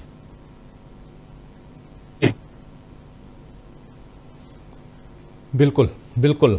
अयोध्या से लेकर और पूरे उत्तर प्रदेश का जिक्र हम यहाँ इसलिए कर रहे हैं क्योंकि 80 सीटें हैं और सबकी निगाहें यहाँ टिकी हुई हैं। इस लिहाज से भी उत्तर प्रदेश बहुत इंपॉर्टेंट हो जाता है। और देखिए आप उधर गुजरात की 26 सीटों के मतदान खत्म हो जाएंगे तीसरे फेज में, राजस्थान के मतदान खत्म हो गए हैं, छत्तीसगढ़ के मतदान खत्म हो जाएंगे तीसरे फेज में। बचेगा तो उस पट्टी में, सेंट्रल इंडिया वाले पट्टी में एक मध्य प्रदेश और उधर महाराष्ट्र बचने वाला है, जो पश्चिम की तरफ आप बढ़ें तो। और इधर जो मुकुट की बात कर रहे हैं, मुकुट अभी बाकी है बचा हुआ, जिसमें सिर्फ और सिर्फ उत्तराखंड में अभी जो चुनाव है वो खत्म हुआ है। पंजाब है, हरियाणा है, हिमाचल है और जम्मू कश्मीर की 1 सीटों पर अभी मतदान हुए हैं, जबकि अभी बाकी सीटों पे मतदान होना है। और लद्दाख है, लद्दाख में भी होना है। तो ये सब ये एरिया, और फिर आप आइए दूसरा जो पूरब और उत्तर का एरिया है, पूर्वोत्तर जिसे कहते हैं, और बिहार को भी जोड़िए और उत्तर प्रदेश को भी जोड़िए और फिर पश्चिम बंगाल को जोड़िए और फिर 25 सीटें जो पूर्वोत्तर के राज्य हैं उनकी जोड़ लीजिए आप। तो यहां पर ही सबसे ज्यादा डर सता रहा है नरेंद्र मोदी को, उनकी पार्टी को। क्या सही कह रहा हूं प्रशांत टंडन जी? और यहां उसमें भी उत्तर प्रदेश 80 सीटें अपने आप में अकेली, 40 सीट बिहार में, 48 सीट 42 सीट इधर पश्चिम बंगाल में। अनम्यूट कर लीजिए प्लीज। हाँ, अनम्यूट है जी। उत्तर प्रदेश तो बैटल ग्राउंड बन चुका है। अब वहां पे अखिलेश यादव मैदान में है, वहां पे राहुल गांधी मैदान में है और नरेंद्र मोदी मैदान में है। 3 बड़ी शख्सियत वहां पे राजनीति की मैदान में है। और जैसा मैंने पहले बताया कि बनारस में कैंप करने वाले हैं सबके चुनाव खत्म हो चुके होंगे आखिरी चरण तक, और वहां पे तंबू कनात लगेंगे बनारस में। और ये बड़ी सोची समझी रणनीति है कि नरेंद्र मोदी को बनारस में घेरो। जो कांग्रेस के ट्वीट में, जयराम रमेश के ट्वीट में आ रहा था कि शतरंज की एक बाजी बाकी है। मेरे ख्याल से वो यही है। अच्छा, दूसरी बात यह कि देखिए राजीव जी, जो मैं बात कर रहा हूँ फोकस और future looking agenda, Congress party ने फोकस नहीं छोड़ा। कांग्रेस पार्टी या राहुल गांधी या इंडिया गठबंधन, चाहे वो तेजस्वी हो, चाहे अखिलेश यादव हो, चाहे वो उद्धव ठाकरे हो, बहुत डेफिनेट बातों में, डेफिनेट प्रोग्राम में बता रहे हैं कि इतनी नौकरियां देंगे, 30 लाख वैकेंसीज फिल करेंगे, 50% की सीलिंग हम खत्म करेंगे, जातिवार जनगणना करें, एकदम डेफिनेट टर्म्स में बता रहे हैं। 1 लाख रुपए सालाना महिलाओं के बैंक अकाउंट में जाएगा। ये बहुत स्पेसिफिक है। उतने स्पेसिफिक टर्म्स में नरेंद्र मोदी नहीं बात कर पा रहे, तो फोकस भी नहीं है और फ्यूचर एजेंडा भी नहीं है। दूसरा बात कि अब जो इश्यूज हैं, देखिए 4 इश्यूज बहुत प्रमुखता से निकल कर आ गए हैं जो बाकी बचे हुए फेजेस को प्रभावित कर रहे हैं। एक है सबसे बड़ा इशू राजीव जी इस वक्त, संविधान और डेमोक्रेसी। ये युवाओं को बहुत गहराई तक जो है प्रभावित कर रहा है। आपको याद होगा कि पुलवामा के वक्त भी नरेंद्र मोदी ने युवाओं से अपील की थी, पहली बार के मतदाता से अपील की थी कि वो पहला वोट क्या अपने शहीदों के डाल सकते हैं पुलवामा के। ये बात उन्होंने की थी। जो अब युवा मतदाता है वो संविधान और डेमोक्रेसी को लेके बड़ा श्योर है, और उसके ऊपर बहुत सारे वीडियोस जो बन रहे हैं, जो हमारी आपकी बातें होती हैं, जो राहुल गांधी की स्पीचेस हैं संविधान खतरे में, ये सब बातें उसको प्रभावित कर रही हैं। एक बात। दूसरी बात, नया मुद्दा एक बहुत बड़ा आ गया और बहुत तेजी से वो समाज में जा रहा है, वैक्सीन। वैक्सीन के सर्टिफिकेट में आने के बाद, नरेंद्र मोदी का फोटो हटने के बाद से और उसकी खबरें आने के बाद से इंग्लैंड से, और जिस तरीके से हार्ट अटैक से लोग मरे हैं जी, वो वैक्सीन का मुद्दा अचानक बहुत बड़ा बन गया है। और कोरोना एक ऐसा काल था जिससे शायद ही कोई परिवार हो जो प्रभावित ना हुआ, या उसके घर में या उसके परिचित या दोस्त या रिश्तेदार किसी न किसी की मौत ना हुई हो।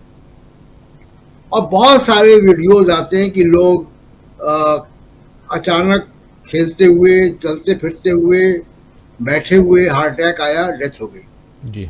इन सब वीडियोस की वजह से उसको बल मिला है, और नरेंद्र मोदी का फोटो हटना खबर आने के बाद से वैक्सीन सर्टिफिकेट से, इस बात को बिल्कुल जंगल की आग की तरह से ये बात फैल गई है सब जगह, एक नया मुद्दा बन गया है।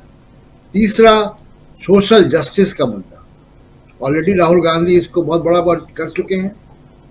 और चौथा, नौकरियों का, बेरोजगारी का मुद्दा, महंगाई का मुद्दा। ये 5-6 मुद्दे राजीव जी जिसमें कि चुनाव हो रहा है और मोदी जी बात कुछ और कर रहे हैं। तो मैदान में तो क्रिकेट का मैच चल रहा है, मोदी जी कुछ और वहां बेच रहे हैं अपना किनारे। तो ये मतलब उनका मिसमैच है। मुझे लगता है कि उनकी टीम में कहीं कोई थिंकिंग की कमी है या कुछ और बात है, या जो बात मैं पहले कह रहा था कि अचानक जो कार्यकर्ताओं की उदासीनता है, खासकर आरएसएस के कार्यकर्ताओं की, उसकी वजह से उनको ट्रैक चेंज करना पड़ा और सारे एजेंडा छोड़ के एक नए ट्रैक पे आना पड़ा, और उस नए ट्रैक से वापस वो कैंपेन में नहीं आ पा रहे।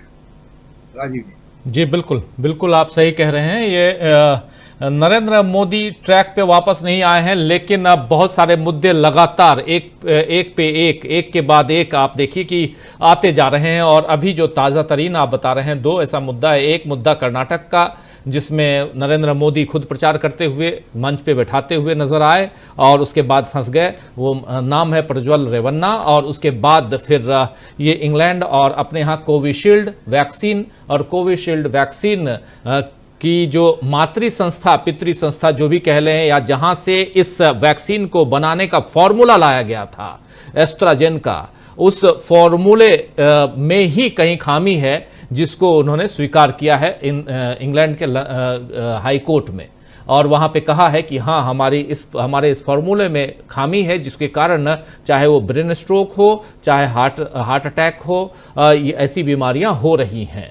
और इससे यहाँ हिंदुस्तान में भी मौतें हुई हैं और ऐसे 22 अलग अलग कंट्रीज में बांटा गया था, भेजा गया था। और हमारे यहाँ से भी, अपने देश से भी भेजा गया था। तो और जैसे ही ये खबर आई है उसके बाद से उस जो वैक्सीन की जो सर्टिफिकेट है उससे नरेंद्र मोदी की तस्वीर हटा दी गई है। और ये भी एक कहीं ना कहीं लोगों के नजर में बातें हैं कि आखिर अचानक आनन फानन में इस वक्त, जबकि पेट्रोल पंप से लेकर 5 किलो अनाज में आज भी नरेंद्र मोदी की तस्वीर जा रही है, जिस पर कई बार कहा जा रहा है कि चुनाव आयोग गौर फरमाए, वो आप नहीं कर रहे हैं। कई ऐसी तस्वीरें मुझ तक भी लोगों ने पहुंचाई है, इसलिए मैं दावे के साथ कह रहा हूं कि जा रही हैं अभी भी, और मोदी की गारंटी लिखी हुई जा रही है। चाहेंगे आप तो मैं कल स्क्रीन पे दिखा दूंगा इस वक्त। तो इसलिए जब वो जा रहा है तो ये सर्टिफिकेट से अचानक क्यों हटाया गया? इसलिए हटाया गया क्योंकि वहां बदनाम हो रहे थे नरेंद्र मोदी, और इसलिए वहां प्रज्वल रेवन्ना का जो मामला है वहां भी नरेंद्र मोदी एक शब्द नहीं बोल रहे हैं, जैसे मणिपुर पे नहीं बोले थे। तो ये सब कुछ है और इन सब के बीच ये चुनाव चल रहा है। चुनाव का तीसरा दौर यानी तीसरे फेज का मतदान सामने है। परसों मतदान है। उससे पहले आपसे ये अपील हमेशा करता हूं कि अगर आपके एरिया में मतदान है तो वोट देने जरूर जाइए। गर्मी हो, बरसात हो, लेकिन निकलिए, अपने अधिकार का पहले उपयोग कीजिए, सदुपयोग करके आइए। उसके बाद लड़िए। अगर कहीं वोटिंग काउंटिंग में कहीं गड़बड़ी है तो निकलिए, लड़िए, थाली आप भी बजाइए, ताली भी बजाइए, सब कुछ कीजिए जो करते रहे हैं नरेंद्र मोदी, जो कह रहे हैं निकालने के लिए। निकल के जाइए। वोट किसको देना है वो तो वहाँ गुजरात के लोग कह रहे हैं कि परसोत्तम रुपाला को मजा चखाना है। तो देखिए, आशा है ये कार्यक्रम आपको पसंद आया होगा। इस वीडियो को ज्यादा से ज्यादा शेयर करें, लाइक करें और कमेंट करके बताएं आपकी राय क्या है। और अगर आपने हमारा यूट्यूब चैनल तक सब्सक्राइब नहीं किया है तो तुरंत इसको सब्सक्राइब कर लीजिए और बेल आइकन भी दबा दीजिएगा, ताकि अगली जब वीडियो अपलोड हो तो आपके पास इसका नोटिफिकेशन पहुंच सके। और अगर आपने हमारा फेसबुक पेज फॉलो नहीं किया है, फेसबुक पेज को भी फॉलो करें। धन्यवाद।